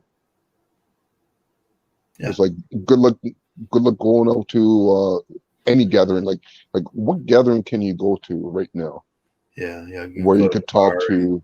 and get advice from a bartender, which is going to give you have a few more drinks and get a girl. Yeah, and honestly, the bartender is the worst person to talk to get any advice because they just want to see you come back and get more drinks and pay for more drinks Yeah, and more buy drinks. that other lady in the corner more drinks, Yeah, keep coming back, keep spending your money, buying drinks, and trying right? to keep getting the girls and buy them drinks. And that's bartenders. It's his biggest job, giving that advice, and that's multi-purpose advice for every problem. Yeah, 'cause, like, listen, it's like if you like to drink, it's like sure that's one thing, Yeah, but when someone compels you to do something, like even if it's in your interest, someone else is compelling you to do something. Yeah, they're making money off you by doing that, yeah, right? It's like the PUAs, the bartenders. It's like right. it's all the same thing. There's an idea in there too. You got to second step the idea and think, well, the PUAs are the same thing. They're going to tell you advice that benefits them. Yeah, Is what is the bartender doing? He's giving advice that benefits him in a self-serving way. yeah. And the PUAs are the same thing. the POA is like, it's like you want to get some good advice when picking up women or deal with women. It's like all you have to do is join our seminar or buy my book. Yeah, It's like that's always the pitch line. Whereas like we give advice. It's like if you want to listen to it, that's good for you. If you don't want to listen to it, it's like, you know what, you could do your thing. yeah, go try it the other way. See what happens. we'll tell the guy, the blue pillars, that like, hey, yeah, you see we run around that that really irritating blue pillar, and you just go, hey, you should go get married. The blue pill guy will think that's a great idea. Yeah, he'll think it's a great idea. we already know what's going to happen. It's going to be like, oh man, that guy's like, I just spiked his life with horror. Our P already knows what I've been doing. I mean, I did this to a guy that cut me off at Home Depot. I tell this story a lot because it was just funny as hell. I rolled down the window, and I told him to go screw his wife, and he gets mad, tells me to burn in hell. I said, thanks, go get. I hope you get married. Yeah, I hope you get married. That's two jokes right there in one. It's Yeah, like, yeah, go home and screw your wife. It's like, and then he still gets mad. It's like, interesting. It's like, why we get mad? Because obviously, like, you can't do that. You can't go home and screw a wife even if you wanted to. Yeah, one of my favorite lines is, "Oh, I just want what's best for you. Just please, I just want you to go see Jesus now." Yeah. My dad tried to get me to pray, and then I ruined that because he's very religious and everything. I ruined that because my cousin happened to be there. My cousin made me so mad because he was being annoying that day, and my dad looked at me and like everyone just got kind of puzzled a bit. Then they got irritated, like, oh, he's messing up the prayer. I was like, no, dear God, you can hear me. I really hate my cousin right now. Could you make him get married, please? So you can leave me alone. Yeah, what was that guy? I don't ask for much. Cocaine. Oh, I didn't even notice his last name. He spelled it cocaine. Omri Cocaine. I says, I just want what's best for you, Omri. Just please go see Jesus right now. Like honestly, like a lot of us guys, like, okay, there's only like 4 guys right here talking. A lot of us, it's like, just leave us alone. Let's do our own thing. Yeah. Right? It's like, if you want to go over there, you could pick up all the women, right? You could do whatever nonsense, whatever's in society. It's like, don't bother us. Just leave us alone. Yeah, that was always one of the big questions in Mgtow is why does Mgtow concern them? Yeah, exactly. Why does it bother them so much? Why is it concerned? We don't impact their lives any way whatsoever. But still, it's just like our ideology so rubs against their worldview that they have to come around and it's usually just like this guy was ad hominem attacks. Like, it wasn't about the subject. He wasn't even hearing the subject. There was no way he could decipher what I was talking about. It must have sounded like him, like blah blah blah blah blah blah blah. It's like, oh, so it's just ad hominem attacks, like something, you're the devil, Joe. Yeah, of course I am. like the number one attack that I hear against Mgtow is that, like, we hate women. Yeah. No, we don't. But the thing is, like Mgtow guys, I hate saying that too. I hate having to say that. They really respect women actually more than anybody else. It's like, we'll allow women to do whatever they want. Yeah, I'm not willing to do whatever they want. Right? We're not going to force them. I'm still for Blackpool. Blackpool's a little bit different. He has different ideas, but we're not going to talk about that. You make a shot collar one time in the world, they'll never let you forget it. That's such a stupid. it's such a stupid thing to even think that, okay, if you don't love the women, you hate the women. The opposite of love is not hate. Yeah, The opposite of exactly. love is indifference. We're just indifferent to them. And that's a lot less of a crime in there, and if they just thought about it for 2 seconds. Now that's one of those things that I was talking about, like, just, dissect what you're saying, dissect how you're thinking, and you'll see the absurdity within it. And they will never do that. These, like, you seeded a girl, you made her pregnant. That's totally wrong. Of biologically, physically, mentally, that's just an errant that's an errant thought. Uh, and it's the same thing with that. It's just these guys are having errant thoughts. Of the opposite of love is not hate. A matter of fact, hate is in that group of words. There's love, hate, jealousy, uh, Oh, monogamy. All the those words. seven deadly sins. Yeah, all those words in that group just seem to be something I don't want. Yeah.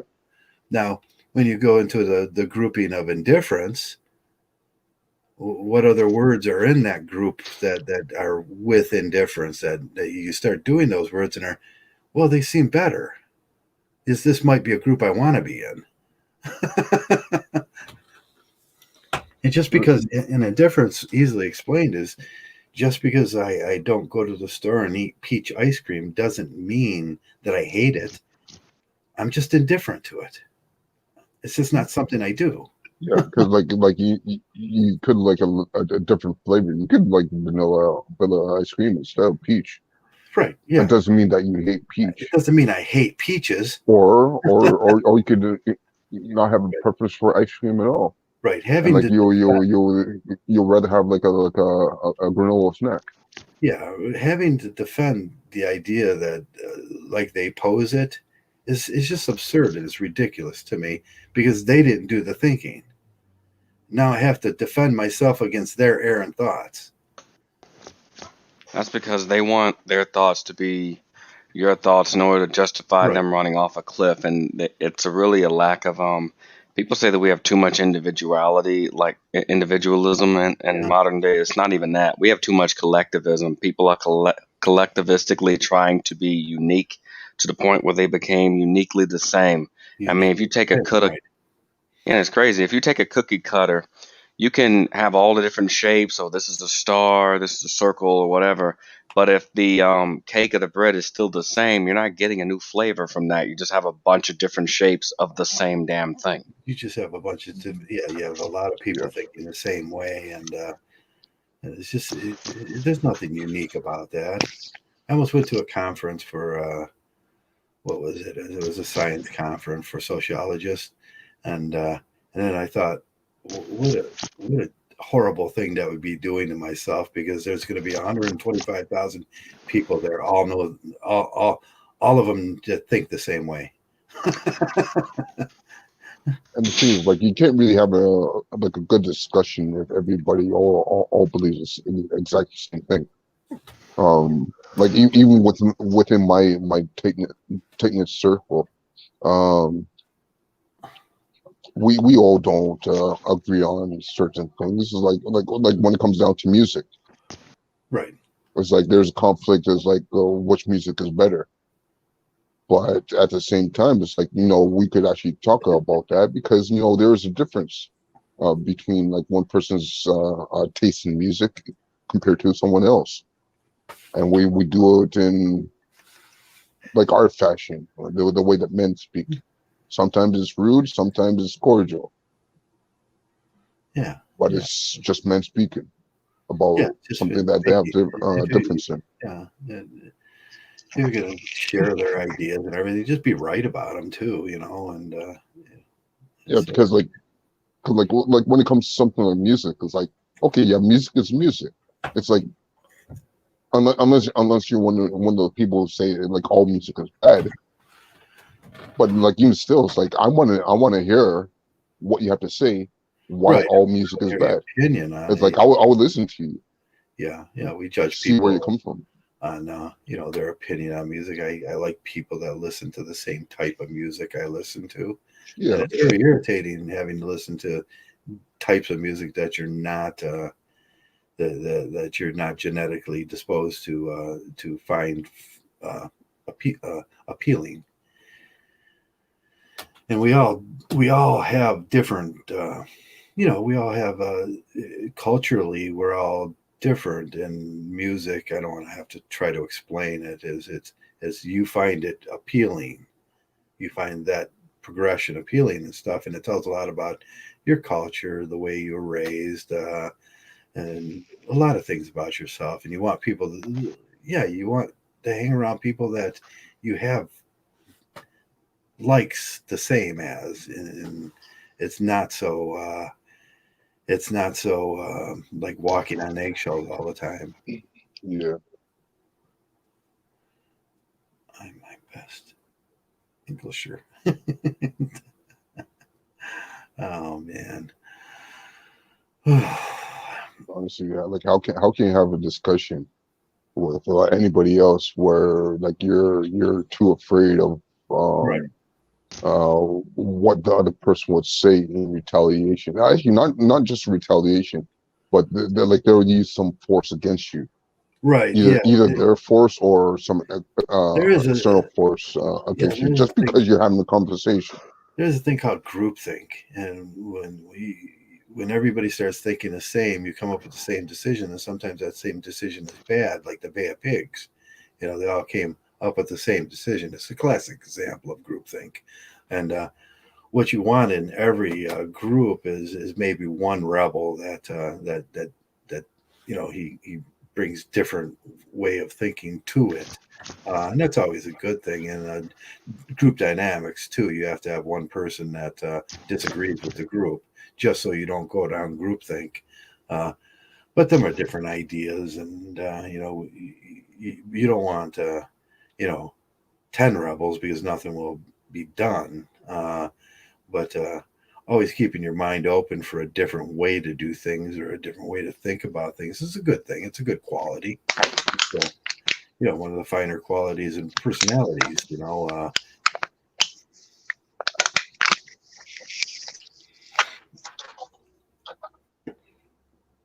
Hoka, what are you doing? Oh, sorry, That's not sorry. me. You That's heard not that? me. It's Black Wolf. Always blame it on Black Wolf now. Yeah. It's Black Wolf. Black Wolf did it. Black Wolf did it. RP's Blame it on the Black Wolf. RP's crushing beer cans with his hands. Are you? Yeah. That's always fun. I do it for fun. I'm Yeah, sorry. that's a stress relief. You should get yourself one of those tennis balls. Yeah. No, that's a beer can crushing is more fun. Yeah, I remember when I went to anger management the first time, and she's like, "Here, squeeze this." I was like, "Them balls really they help." There's an exercise you do too that resembles that, and it's about getting the tension out of your body, and you could squeeze a ball or everything, or you just clench your fists real tight until you can't do it no more. Take a deep breath and just let it both go at the same time. If you ever do that, then you notice like it's sort of like the stress is just flowing out.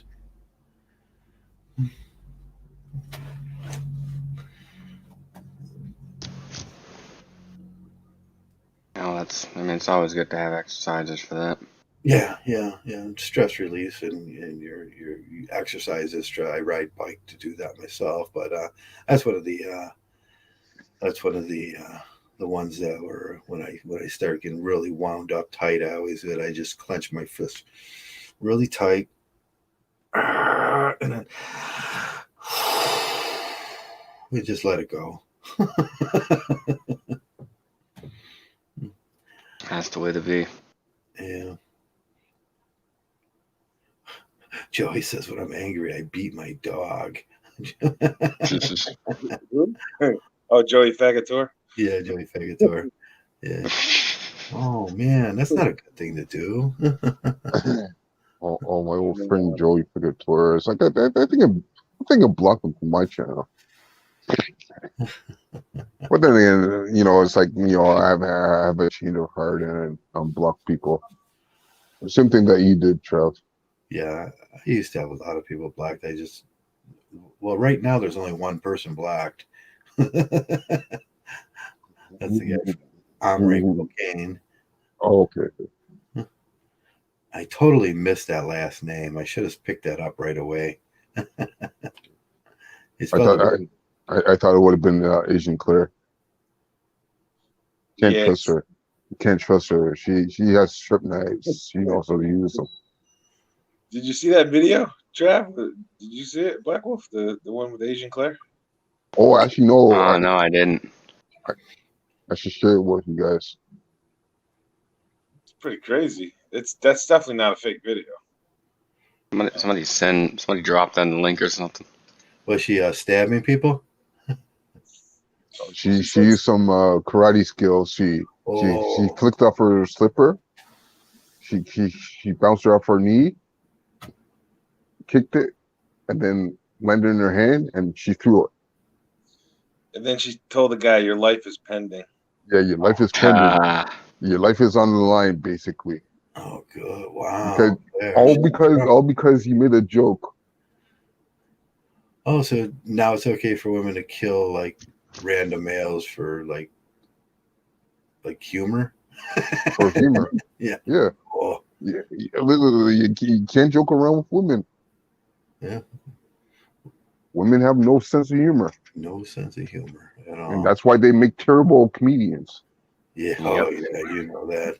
Hey, guys, I'm going to take a short break. You guys keep up the chat. Okay, Black Wolf monologue. I'm going to All right. get some Here we go. water instead of vodka. All right, get some water, man. No, we'll be here. Yeah. So I guess my internal monologue to everyone in the comments section. It was the best of times. It was the worst of times. But Oh, God. man. I swear to God, I'm going to come down there and break your legs. Okay, RP made me do I'm it. kidding. I'm kidding. Of course. RP made me do it. You know, I used to people in the comment section. I used to never drink, but RP just kept putting liquor in front of me, and I gave the No. liquor a push. Don't blame me for that. It's like you have that choice. Honestly, it's like we all have choices to make in our lives, right? It's like there's no reason why anybody could say it's like they're forced to do something. I We gave it have the a peer choice. pressure. We have a choice. We have a choice. Is like it's like if you don't want to do something, all you have to do is say no. And honestly, it's like the best word, the biggest word that any Mgtow, actually any man, actually anybody, honestly, should know is the word no. True. Once that word is put out there, then anything that else that happens is like, yeah, I already said no. It's like, you know what? Chances are there could be breaking the laws of your country, of the country that you're in. And then there's like legal ratification from that. So like if a woman is like trying to hit on you or grab your ass, or sorry, grab your bum, you can say no, don't do that. Because actually that's actually sexual assault. And like, unfortunately, women get away with sexual assault a lot more than men do. Oh, actually, I don't know if anyone brought this up during the stream. Bill Cosby was actually Bill Cosby was actually released. Nice. He's a free man now. Good. All the charges were like dismissed by the judge. Good. And like honestly, it's like that's a good thing. At least the system is not totally corrupt. Right. because he should never been in prison for what people were doing back in the days. Like he didn't force any of these women to do anything that they didn't want to do. Mhm. And like to come back like how many years, 20, 30, 30, 40 years later, and like one woman says, I was raped, I was under the influence. It's like, no, you knew exactly what you're doing. Yeah. Like this guy Bill Cosby, this is like a lot of guys, or well, a lot of people been raised by Bill Cosby with the Cosby Show, and he actually taught like good family values, good moral values in his shows. I heard of the Cosby Show. What's the Crosby Show? Sorry, did I say it wrong? It's Did I say it wrong? I apologize. I'm Canadian. I'm Canadian. It's Canada Day tomorrow. Crosby. That's all right. No, Cosby. I'm sorry. no, I know. Well, yeah, they couldn't get anything else out of him at that point, right? Because their career. You know what I mean, Yeah. like at that time, they wanted to fool around with him because they thought maybe it could help their career or whatever. And Yeah. So who's taking advantage of who in that situation? Mhm. Because like the Cosby didn't have to do anything. Like actually, I think Cosby at the time Cosby was married, wasn't he? Yeah, Yeah. Right. So why would he have to be chasing around any woman? Right. He already has a He wife at doesn't home. have to. He didn't. Yeah, He doesn't have to do I anything. think he got in trouble because he was joking around about it in some of his skits or something about Spanish Fly or whatever. Yeah, because like the last thing I heard before all this nonsense happened to him was he was trying to purchase like a network TV channel,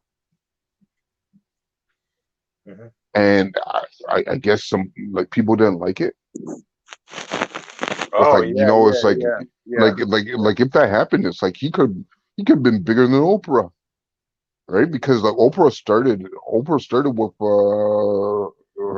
little like TV show that was pretty much catering to women, right? And if Cosby um had his own network, what they will assume is that he'd be catering to men and family values, and they didn't like that. So that's why they had to pull out these random people out of nowhere to accuse him. All right, well, listen, okay, sorry. All this is just opinion, right? Don't get me wrong, but like it was pulled out of nowhere, all these accusations, in order to make him look bad and actually put him in prison. It's like this is like a 70, 80-year-old man. Yeah. Never been in prison before. Like at the end of his age, he's being put in prison. Yeah. Right? Yeah, he's falsely accused. There's no way he's not gonna rape anybody. I mean, I don't know. Like he doesn't need to. He doesn't need to. Yeah. But anyways, He is guilty of having sex with women. Like I know that's like the ultimate crime nowadays. yeah. And It's his like, wife didn't care. You ever see his wife? I mean, she really didn't care. Like you see her in interviews, she like kind of defended, like she supported her husband. Like, she didn't really give a shit. He's fooling around. no, because he wasn't fool around. Well, okay. Well, who knows? I don't know the details. Sorry, But I she have to was say that. he treated her, whatever. He gave her, Yeah, you treat he her got a well. lot out of him, and she's smart because she stuck by him because she knew she got more, she got a lot out of him, of course. But she was, carried herself pretty well for, I think he's definitely innocent. That was old fishy. His son got murdered. That was Can you imagine? Can you imagine like a multi-billionaire has to yeah, resort to like spiking women's drinks just to sleep with them? yeah. He's a PhD. With like PhD doctor. He's a doctor. listen. This is Bill Cosby we're talking about. All he has to do is like Yeah, he could walk into any place. He could walk into a bar, a yeah, restaurant, a church. He could just say, "I'm Bill Cosby," and like women will be all over. right. And you And see him when he was even the younger. guys will say, "Hey, Bill Cosby." It's like, Yeah, you see him when he was younger. I mean, he's a pretty sharp looking guy.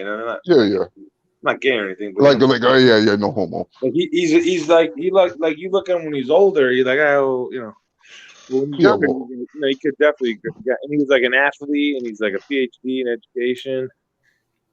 You know what I'm saying? So yeah, he doesn't have to. He can pretty much. yeah, yeah. So he didn't have Women, to do any yeah, underhanded techniques in order to get women. right. He just had to be himself, and like he could get women. But like even still, it was like he already had a wife. It was like, but like as long as the wife is doing his wifely duties, um, yeah, he wouldn't have any problem. So here's a question for the panel: why are some in the red pill community pushing a narrative you can game enough into a good situation from a female? Yeah. You want to answer that or? Did somebody repeat the question? Yeah, it's in the chat. Douglas Edwards asked, "Why are some Oh, in the okay. red pill community pushing a narrative you can game enough into a good situation from a female?" Oh, okay. Anybody else want to take a crack at that? I got my answer to it, but it's kind of messed up. Yeah, I was just start to dissect the thing that you're trying to. What is the thing you're trying to distinguish here? And what I would think at first that gaming is sort of self-serving, so it's sort of a self-serving thing. Uh, when they're trying to game their way into a good relationship with a female, I think that's a wrong. I know they push it that way, but when you look at what they're doing, it's a self-serving thing they're doing. They're just trying to get the V, and that's where it would be. What good situation? What is their idea of a good situation? Where yeah, she's fat and pregnant in the kitchen making him dinner, and she's a whore at night, and that would be acceptable to a girl. No. Not to mention, I did a video about that. The whole thing about game, it's BS. I mean, game denotes manipulation. And let's say you get the girl. Do you really feel like waking up every day and putting on an act? Because eventually Right. people are You have to going to, continue that act. yeah. Eventually people are gonna like when a man and woman date, eventually they're gonna just discover the real them, and you might not like what Right. you discover, kind of thing. And there've been guys that have dated women for many years, and then one day the women, women do that. That's why I always consider it game to be extremely feminine, because women put on these epic facades. A woman can put on a facade for 10, 20 years, maybe even for life, just about before it finally, dwindles away and wears off. That's why I never really liked the term peacocking or boss up, man up, or any of that crap. I mean, I met guys, especially like there's a lot of street dudes out there that will say, "Oh, I got that job because of Yeah. game," and I asked them, "What is game?" And most of them will tell you that game is knowledge. And I said, "Why not just call it knowledge then?" Because you shouldn't play a game with your life, kind of thing. It's just I just hate the wording, Yeah. and it's extremely immature, and it's just something that like I don't want to hear somebody like over 30 going, "Oh yeah, the game. I got that 20-year-old something over. I got that 20-year-old girl over the 20-year-old guy getting her because my game was just so on point." Well, if you're Yeah. You ever think about the hypocrisy in that too? These are the same guys in the same conversation. We'll talk about women's in a slut shame, say shuts a slut shaming manner. It's like saying that if women did this with game, it would be something to be wrong. But if they do it, there's something machismo about it that's inherently hypocritical. And what both parties in any relation would like to know is there's a little bit of honesty, and their partner hasn't been overusing, or what you're really saying is they have a propensity for a mental illness uh, that's what would you call it? An addiction to sex. And they have some kind of cognitive dissonance, Right. or some type of dichotomy within them that cause them to be that way. And it isn't the liking of sex that is even so much as the problem. It's the overindulgence. I The like liquor, but I overindulgence. don't drink every day. Right. Yeah. I mean, moderation kind of thing. And Moderation and they're yeah. But why would it be she's a slut, but you're not a slut? You're not. exactly. I mean, my whole thing on it, even before my red pill days, I remember a woman got mad at me because I didn't want to like date her because she had like kids or whatever, and I told her, well, if you're looking for a guy, then why don't you go to find a guy that has kids? Why are you, a single mother with a kid, going after a guy that doesn't have any kids? Go find someone else that has kids. And the Yeah. same thing applies to people that have high How body could that counts. possibly lead to a good situation too? Because you have to eventually explain that you're not the person you presented yourself as. Exactly, and So you're a it's liar. really and it's really silly. It's deception upon like entry. It's just really dumb. And my thing is, if a woman has a high body count, they should find a guy that also has a high body count. I don't Right. understand If that's why okay there's with two people having, if that's an okay lifestyle for both those people and they both indulge in it, yeah, fine, they might get along better. But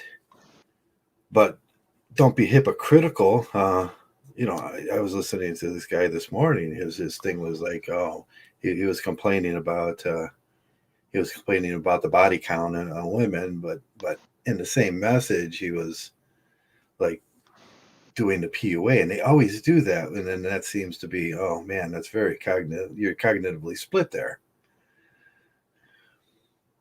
It's like, I don't know. Don't be what they say we are, too. I mean, first of all, it comes off as being horn doggish. And it's like, yeah, that's one of the biggest complaints, that was always the Paul Elam, I'm the happy misogynist, but it's just like embracing misogyny. No, don't be what they say we are. yeah, we don't have to live in that way, and that's No. what really bothers people. They think that we have to believe what they believe, and it's true. It's true communism on that end. They have this Right. commie mindset where if you don't believe what they believe, then you might as well be dead, kind of thing, and they don't realize that they're buying into the whole Right. That frat boy sort of Mgtow, that's immaturity, comes out like, I'm gonna go out and I'm just gonna slay all the girls and I'm gonna crush beer cans on my head and get drunk, and that's a lot of hedonism, But that's okay while you're in, experimenting while you're in college. But after 24, it gets kind of old with people, doesn't it? You see like 30, 32, 33-year-old red pill gamers. Uh, it's like, yeah, that's kind of immature of you. Grow up. That's what I want to tell them. Grow the fuck up.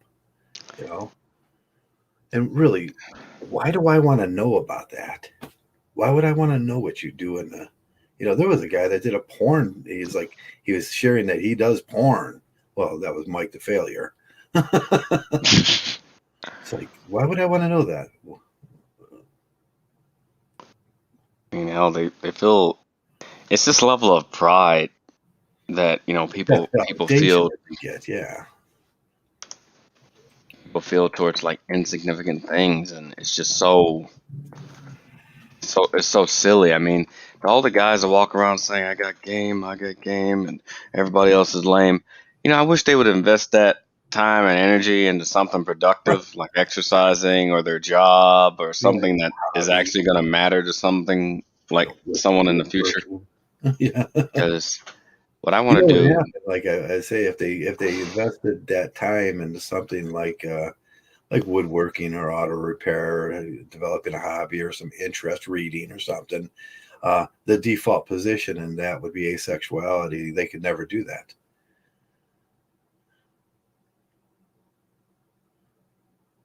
yeah, and you know, what kind of gets me a little bit.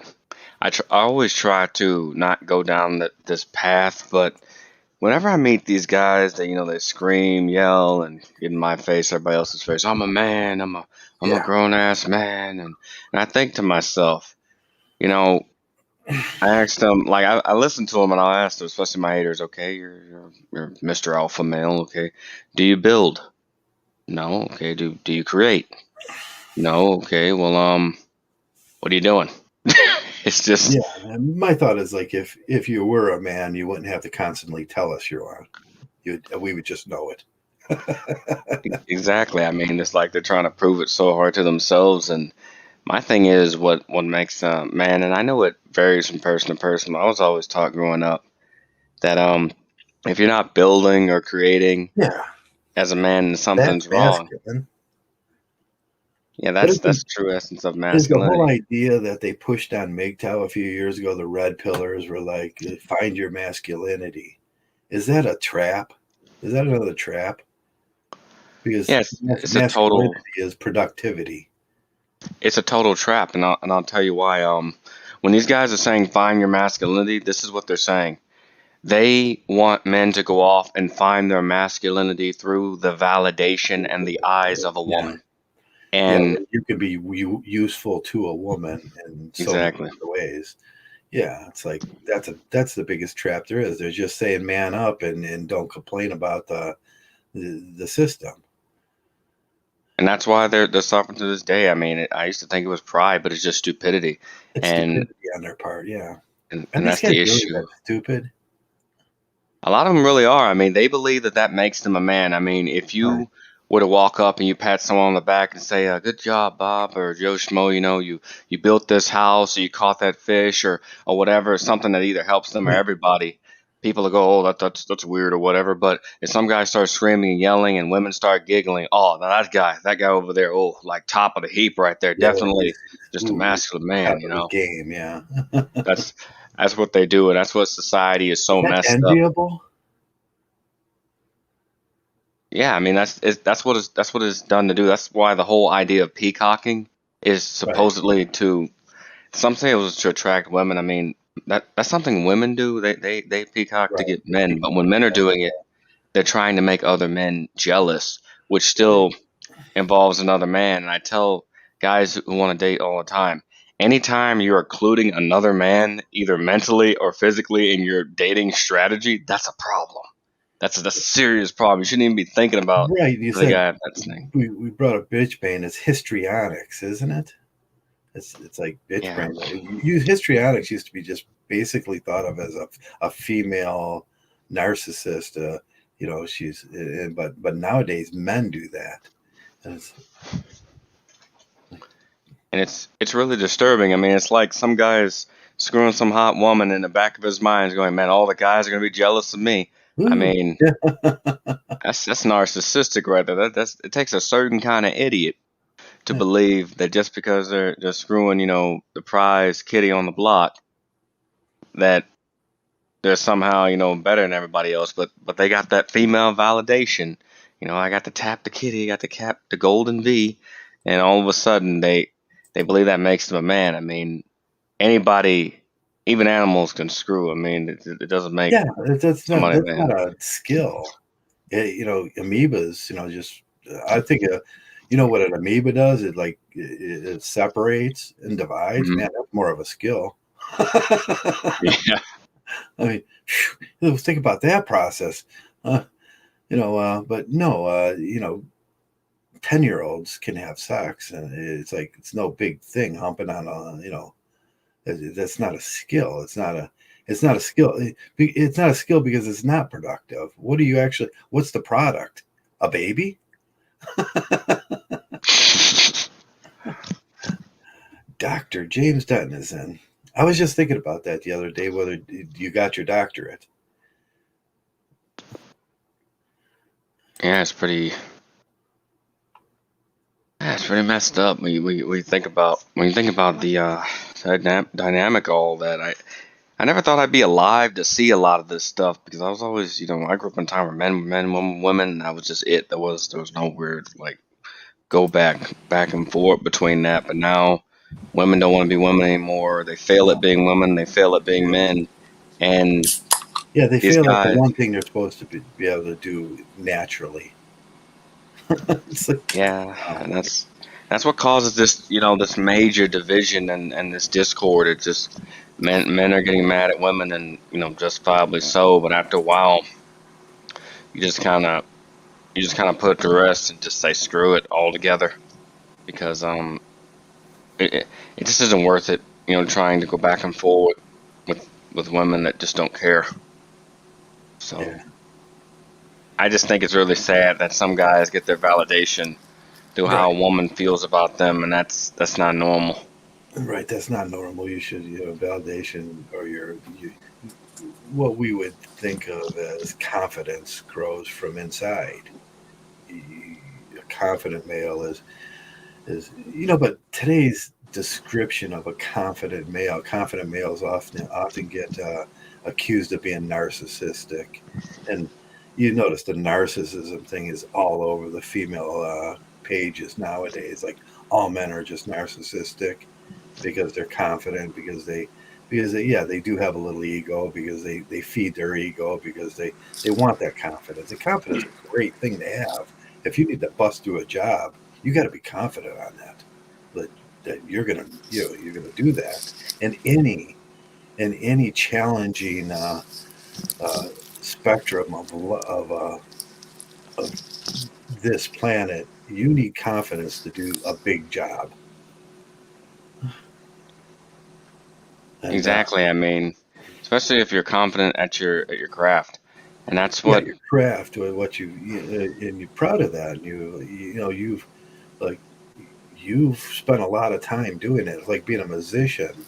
You don't pay to go see a musician 30, 40, $50 for that seat because he's going to play you songs. You paid because he spent 4 hours a day for the last 10 years practicing. exactly. That's the thing about that. And I remember talking to this dude named Mr. Research. He had his YouTube channel, and he didn't understand why I was getting angry. I was getting angry because he was asking me what have I done for the world lately, or what have I done for air quote my people and everything. And I said I don't owe that to them. I don't owe that to anybody. I said I owe it to myself. Yeah, I get it. Dude works in finance or whatever. I mean, that's great. Has a That honorable job, change the that law, something. sounds like something a woman would say. Yeah, that's what kind of bothered me. Like my blood was starting to boil because he kept trying to run a weird flex on me. Dude didn't know anything about me, and the thing is, I contributed more to society probably than that dude. But I wasn't even bragging about that. The thing about it is, it's just okay. You're in finance, you make good money, whatever. Yeah, I good. mean, Great. and it just really it made me mad for this particular reason. And I didn't get a chance to tell him this, but I tell guys like that and everyone that feels that way. If let's say you're a billionaire and you walk into a village, you go up to the only blacksmith in that village and you insult his house, you insult his family and all this other stuff, and he just doesn't say anything. He smiles and laughs about it. And then you're surprised when he gets angry when you insult his craft. That's Right. what he was offended about. You Yeah, don't don't be spend surprised when he doesn't want to shoe your horse. exactly because he's the only blacksmith there, and not to mention, I mean, we can take the hits, but when you insult another man's craft, that's like insulting their very life or soul because we spend 20, 30 fucking years or more learning this only to have someone attempt to discredit us. And that's what made me mad. He was attempting to discredit me Right. Yeah, at that's the very things I was saying. yeah. I mean, you guys spent a lot of time, becoming a blacksmith. It was going to make the plows. It was going to make the shoe course. Who's going to do all those things? Well, he is, I know. and he should make a decent wage, be respected in the community for his skill. And a lot of people don't realize that. I I'll be mean, right back. oh, no problem. And a lot of people don't realize that to people in the comment section, you can't buy credibility. You can't buy respect. You earn that. You can't just walk up to the village blacksmith, slam like X amount of money, and think that the person's gonna like kiss your ass or something. It's not. That's not how it goes. That's that's my thing. That's just one of my many pet peeves, and that's kind of why I don't like to do based purely off of that. I mean, the only blacksmith in town. I mean, in this scenario, and you're gonna piss the one person off you probably shouldn't piss off because no one else possesses that ability, and if they do, they're probably gonna charge an arm or leg for it. So, to the guys that endorse that kind of behavior, just careful what kind of enemies you make because they don't have to help anybody. The wonderful thing about working for yourself is you don't have to do something you don't want to do. You can just cut it off right then and there, and no one will be the wiser. No one will care. I mean, it's funny. It's like me and my dad had this a conversation similar to this earlier, where he'd be doing the work for somebody like my dad, like he's old now, but he still gets out there and he does his little thing. It's similar to like maintenance work or handyman work, and there could be no, not could be like there was a situation where one of his clients wanted to do it like their way, uh, and they had no knowledge about how it's actually done, or else they would have did it themselves. And my dad is like, it's like I'm going to do it this way, and the clients say like, no, no, no, no, you got to do it my way. You know what my dad did? He just packed up his tools and left. oh yeah, that's how you got to do it. I was about to say, yeah, that's how you got to do it because one of the most annoying things in the world is when you go up to someone who has mastered their craft, have been doing something for a long time, and then you want to tell them how to do it. Yeah, because like you said, it's irregardless of how much money that the other person has. It's like you gotta treat um if you want someone to do something for you, um you got you on like you have to be humble in a way, because like you could go out and find somebody else who could do it, but like, you know what, as you said before, they could charge you a lot more money. It's like, am I echoing? Is that me? No, you're not echoing. I'm just looking at Trav's crossbow. Looks kind of cool. Okay. Little mini I want to crossbow. say that a skill. Hey. Dr. James Denton made these for me because I kept busting them years ago. Every time I take it out into the cold and try to go rabbit hunting with it, the cold would bust the tips that they had on there, and then I would like, shit, I'm dead now. I can't. I gotta go home. And then James made these nylon tips for me. He printed them out of it on his printer, James Denton, and I haven't busted one. Not bad, not bad. Unfortunately, something like that is actually illegal in Canada. But we have crazy rules up here. Why is everything illegal in Canada? I was looking this week whether I can carry that on my bike, and unfortunately, I can't even here because you have to. A crossbow falls under hunting, and you can only have an open carry during hunting season. You can open carry it, but you have to have the license during the licensable season. So I can only carry it when there's crossbow season. Yeah, And I don't know. up here in Canada, it's like projectile weapons, so like guns, bows and arrows, crossbows, like that. Those are actually illegal weapons. But like you can walk around with a spear, and like there'd be no problem. You could walk around with like a blade that's like 18 inches, and that's not a problem. Right. Yeah. It's just a projectile weapons. Yeah. But this is legal here. This is my favorite rabbit hunting gear because it takes a little skill. Yeah, it's a nice weapon. Yeah, I love these. An 80 pound. It's got a little bit of a little bit of kick to it, but it's you got to get up within about 15 to 20 yards. And I don't have a dog no more. I wish I had. I wish I was Oh, young enough to keep up with the dog, where I could go out hunting this year again. yeah, because like honestly, it's like I miss Dougie. It's like Yeah, actually like some of your old streams showed up on my YouTube feed, and I always listen to it because I listen to stuff at work because it's something I like to listen to or whatever. And one of your streams, I heard like Dougie barking in the background. yeah. Dougie was great. Yeah, he was. Rest in peace. Yeah. Sorry to bring up any old memories, but No, I was back there yesterday. I was cutting around his gravesite. I put an actual gravesite in, put some rocks up for him and everything. And there was something back there. Something was bedding down in that corner of the yard, and it looked like a pretty big bedding area. So I was like, something's bedding right above Dougie's grave, and I thought that's great. Dougie's got friends even in the afterlife. even after afterlife. Yeah, because the thing is, honestly, like guys like us, it's like it's like we could be alone, but we're never like isolated. Yeah, There's always like somebody around. right. Yeah, I think Mgtows do well with inner dialogue and keeping theirself, you know, not bored. I could do it. You know, I sit around here most of the day, and most of the time there's nobody here. My buddy comes over like once or twice a day, and another friend come over. But most of the time I keep myself busy in the garage and working on stupid projects. I know going on building my ray gun's going to go nowhere because I'm not that smart.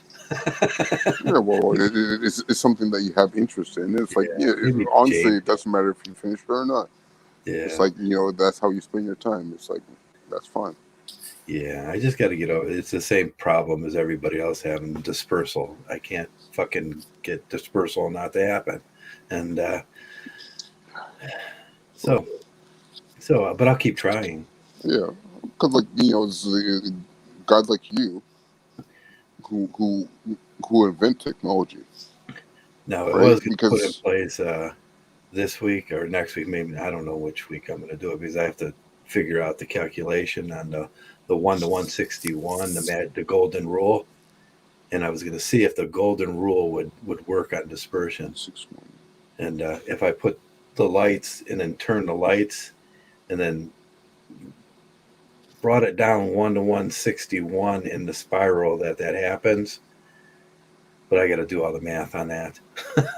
So like you're trying to make like a feedback loop on it to Right. I amplify it. want it to like light the same idea of the funnel and then funnel it to a tighter where it's not going to disperse.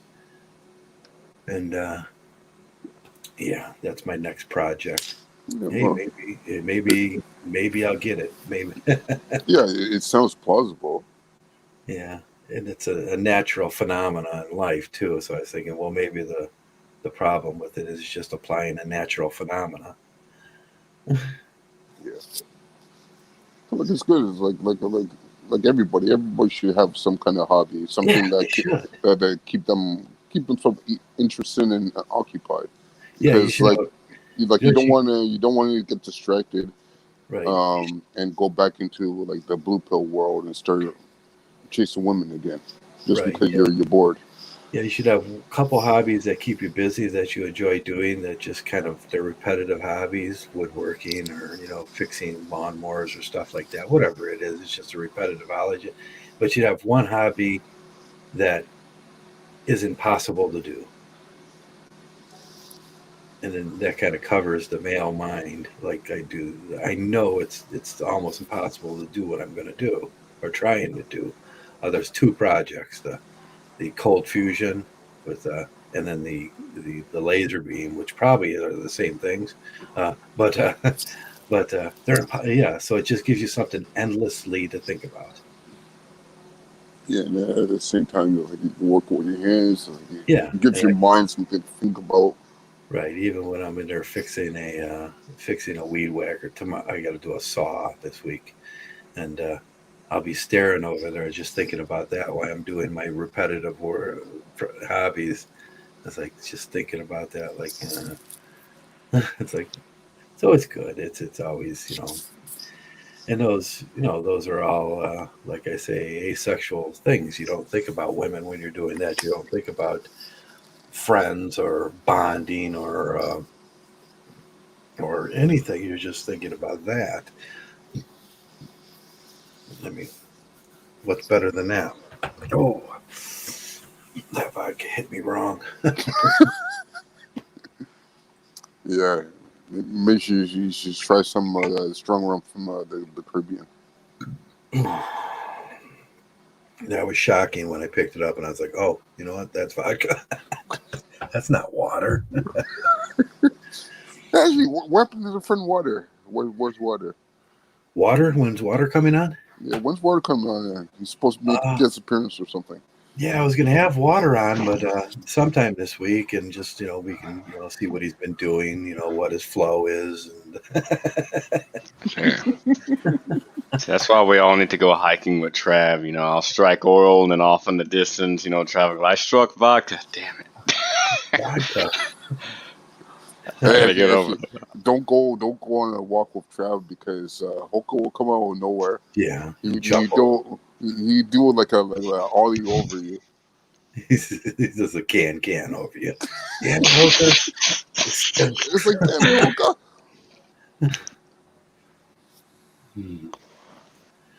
That's a great guy. It's like, where have you been? Hoka has his touchdowns. Like last I heard, he jumped over the St. Louis Arches. Yeah, and nobody saw him land.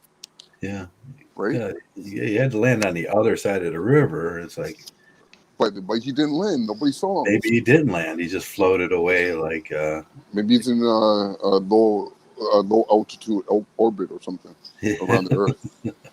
What's the guy I was thinking of? The Krishna guy that just floated away.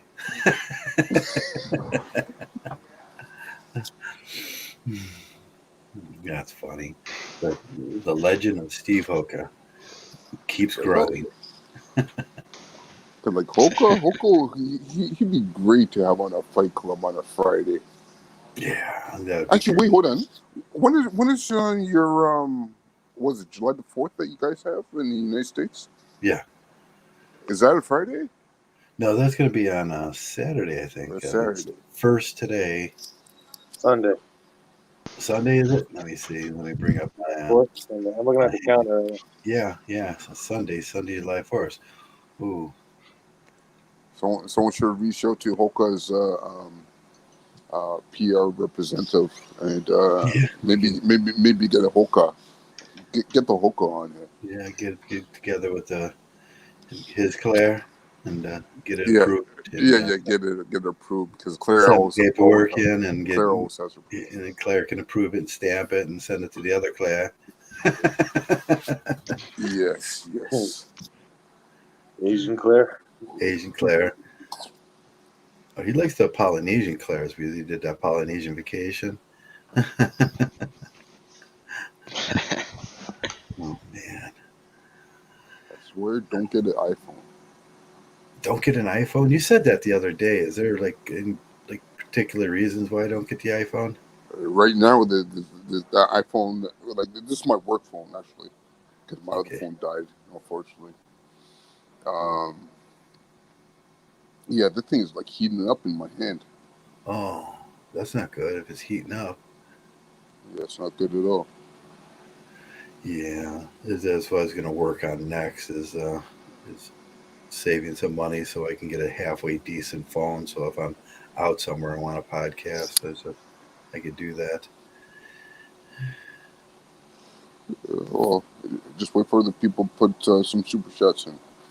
Yeah, I do have the I do have a pad that it's a telephone. It's a pad and a telephone, and I can podcast Yeah, from that. we call them we call them Tablet, tablets. yeah, it's a tablet with that's it's an Android tablet. Yeah, it's a template. Yes. Yeah, so I got that thing, but I never use it. I just don't ever use it. It's like having two phones.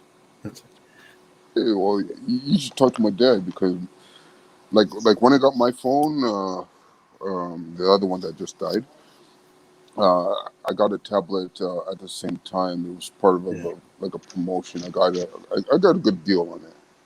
Can't Okay. complain. Unfortunately, it's like as soon as I got it, it's like my dad took my tablet. Oh, he took it. He took it over. Yeah.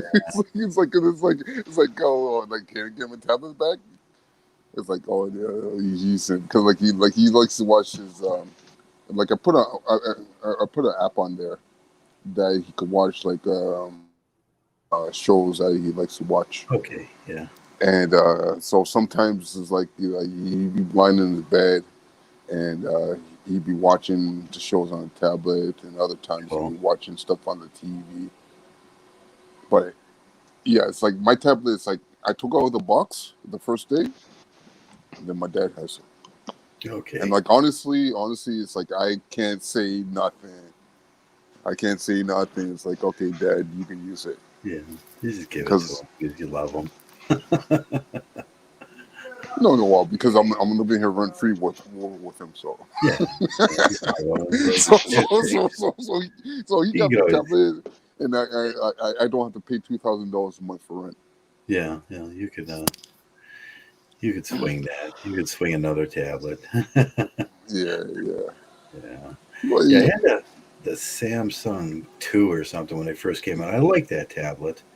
And then, but that was years and years and years ago. And I should probably look at the Samsung tablets. And I want to like a phone and a tablet that I can use as a phone and a tablet. Huh. yeah, because like most like when you go like what's it, the Samsung Galaxy? Sorry, not the Galaxy, the Note 3.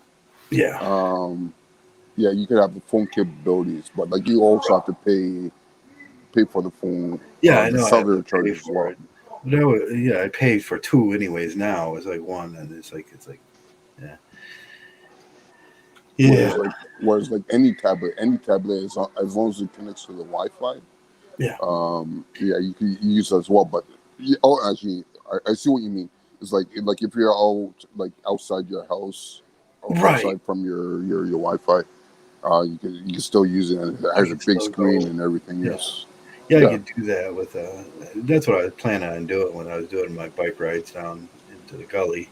It's like I can use that and still connect and everything, and if I see something interesting, but yeah, I don't know. Yeah. yeah. I mean, if 5G was as good as they say it was, I would have already done it.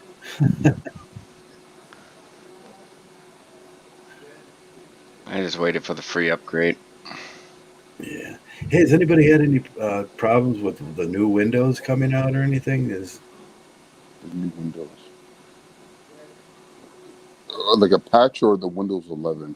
Yeah, they're going to be Windows 11 now, so they're going to be pushing that, and everybody's going to have to upgrade. And it's like I did notice the same day that the Windows 11 came out, some of the stores' computers went down.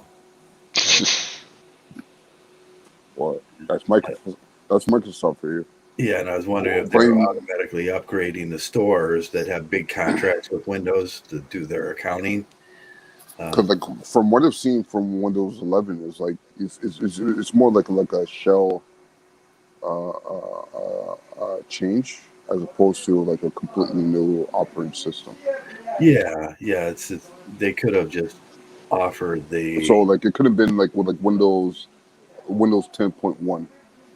right. It could have been like Windows 10.1, but they didn't. They want you, they want to probably discontinue service on Windows 7 right now, probably. Well, yeah, they already have plans on that.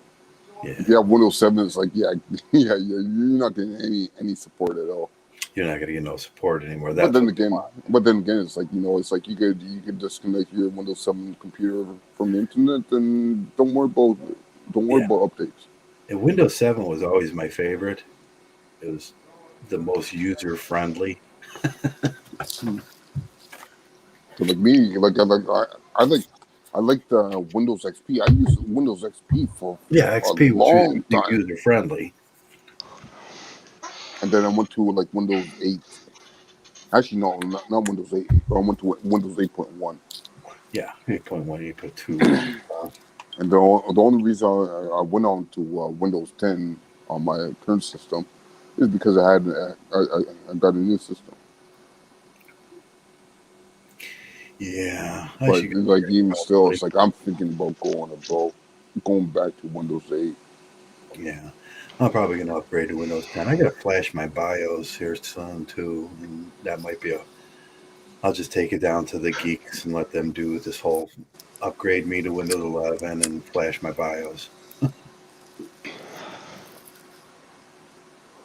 Just tell Claire, it's like next time he he's going or she is going over to the West Coast, is like take your computer, take it to JK's place, and JK will do it. Okay, JK, flash my BIOS for me.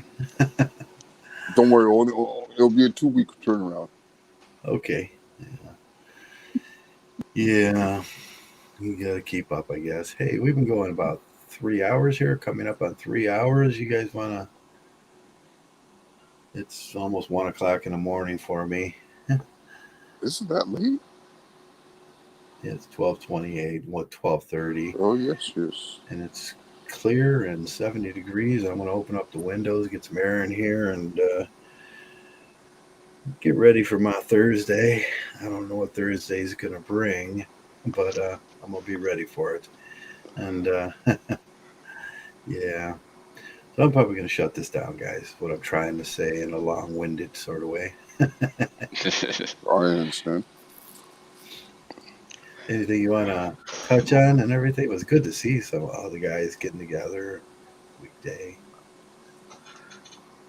Well, I mean, you kind of knocked out a lot of it. I mean, I'm happy to have been here to Yeah, see that, and I guess what I want to say is thank you, Mgtow, thank you, brothers, and even to the people that got an issue with us. Don't worry, all roads lead to Mgtow anyway. So all the roads lead to Mgtow. hopefully we can get to a better place or a place of peace. Yeah, It's something that takes a lifetime, but it's not about the destination; it's about the journey. So hopefully we'll all get there at our own. It's not a race, but we'll all get there when we're meant to be there. We just gotta. It gets to borrow a quote from BoJack Horseman's series. It gets easier, but you have to do it every day. yeah. It becomes a lifestyle that's conducive to the male psyche. It's One thing I want to reinforce is like the most important word that men like us can know is no. yeah, Like you don't want to be forced to do something that you don't want to do, and Right. like it's like it applies to like everybody. that's Yep. true. And I remember the quote now. It's Hey, the listen, you BoJack don't quote. get two closing statements, man. Oh my bad. I was gonna say I remember the quote. I I'm kind of kidding. I'm messed the. kidding. Oh, I was gonna say my bad. I kind of messed it up. The BoJack quote was, "It gets easier every day. It gets a little easier, but you got to do it every day. That's the hard part." Yeah. Yeah, I, yeah, it's an everyday thing. Yes. Yeah. yeah, my closing comment is that next time you can trust yourself, because we recognize you live in the brutal world, and they're always going to try to get us to think their way, and we know that their way is the wrong way. So when you have a confidence in yourself and you trust yourself, you don't really consider what their suggestions are or how they want you to live. Or else, I would say like one of the things that hit me was just trusting myself more, and that gives me more confidence, that I'm making the right decision, because obviously I've made the right decision coming to this. philosophy. So that's my closing thoughts. Thanks for having me on. Okay. Thanks. Like we have trust and gratitude, and thanks for Mgtow. And sometimes we don't display our gratitude enough for this this free program that was given to us that changes our lives and makes us better men and makes us just happier men. And that's the important. You can be a better man and a happier man all at the same time, and it's allowed. Uh, but it's not allowed by some. They think it's their right to make us back into the slave blue pill guys, and that's what they want to see for us. And that's a horrible thing to say to us. Uh, I want to thank everybody for coming on, Brucey Boy and James Denton and Claire and Joey And don't forget Lurk Squad. and the Lurk Squad out there. If you're lurking, and JK and even the guy that came around to argue with me and voice his displeasure. What was his name? Amre Cocaine. And even those guys, I don't. Maybe I was a little moody today, but I would have liked to hear his comments if he ever wants to come in and really, think about it and try to articulate his thoughts correctly. Uh, he's welcome too, and that's about Mgtow.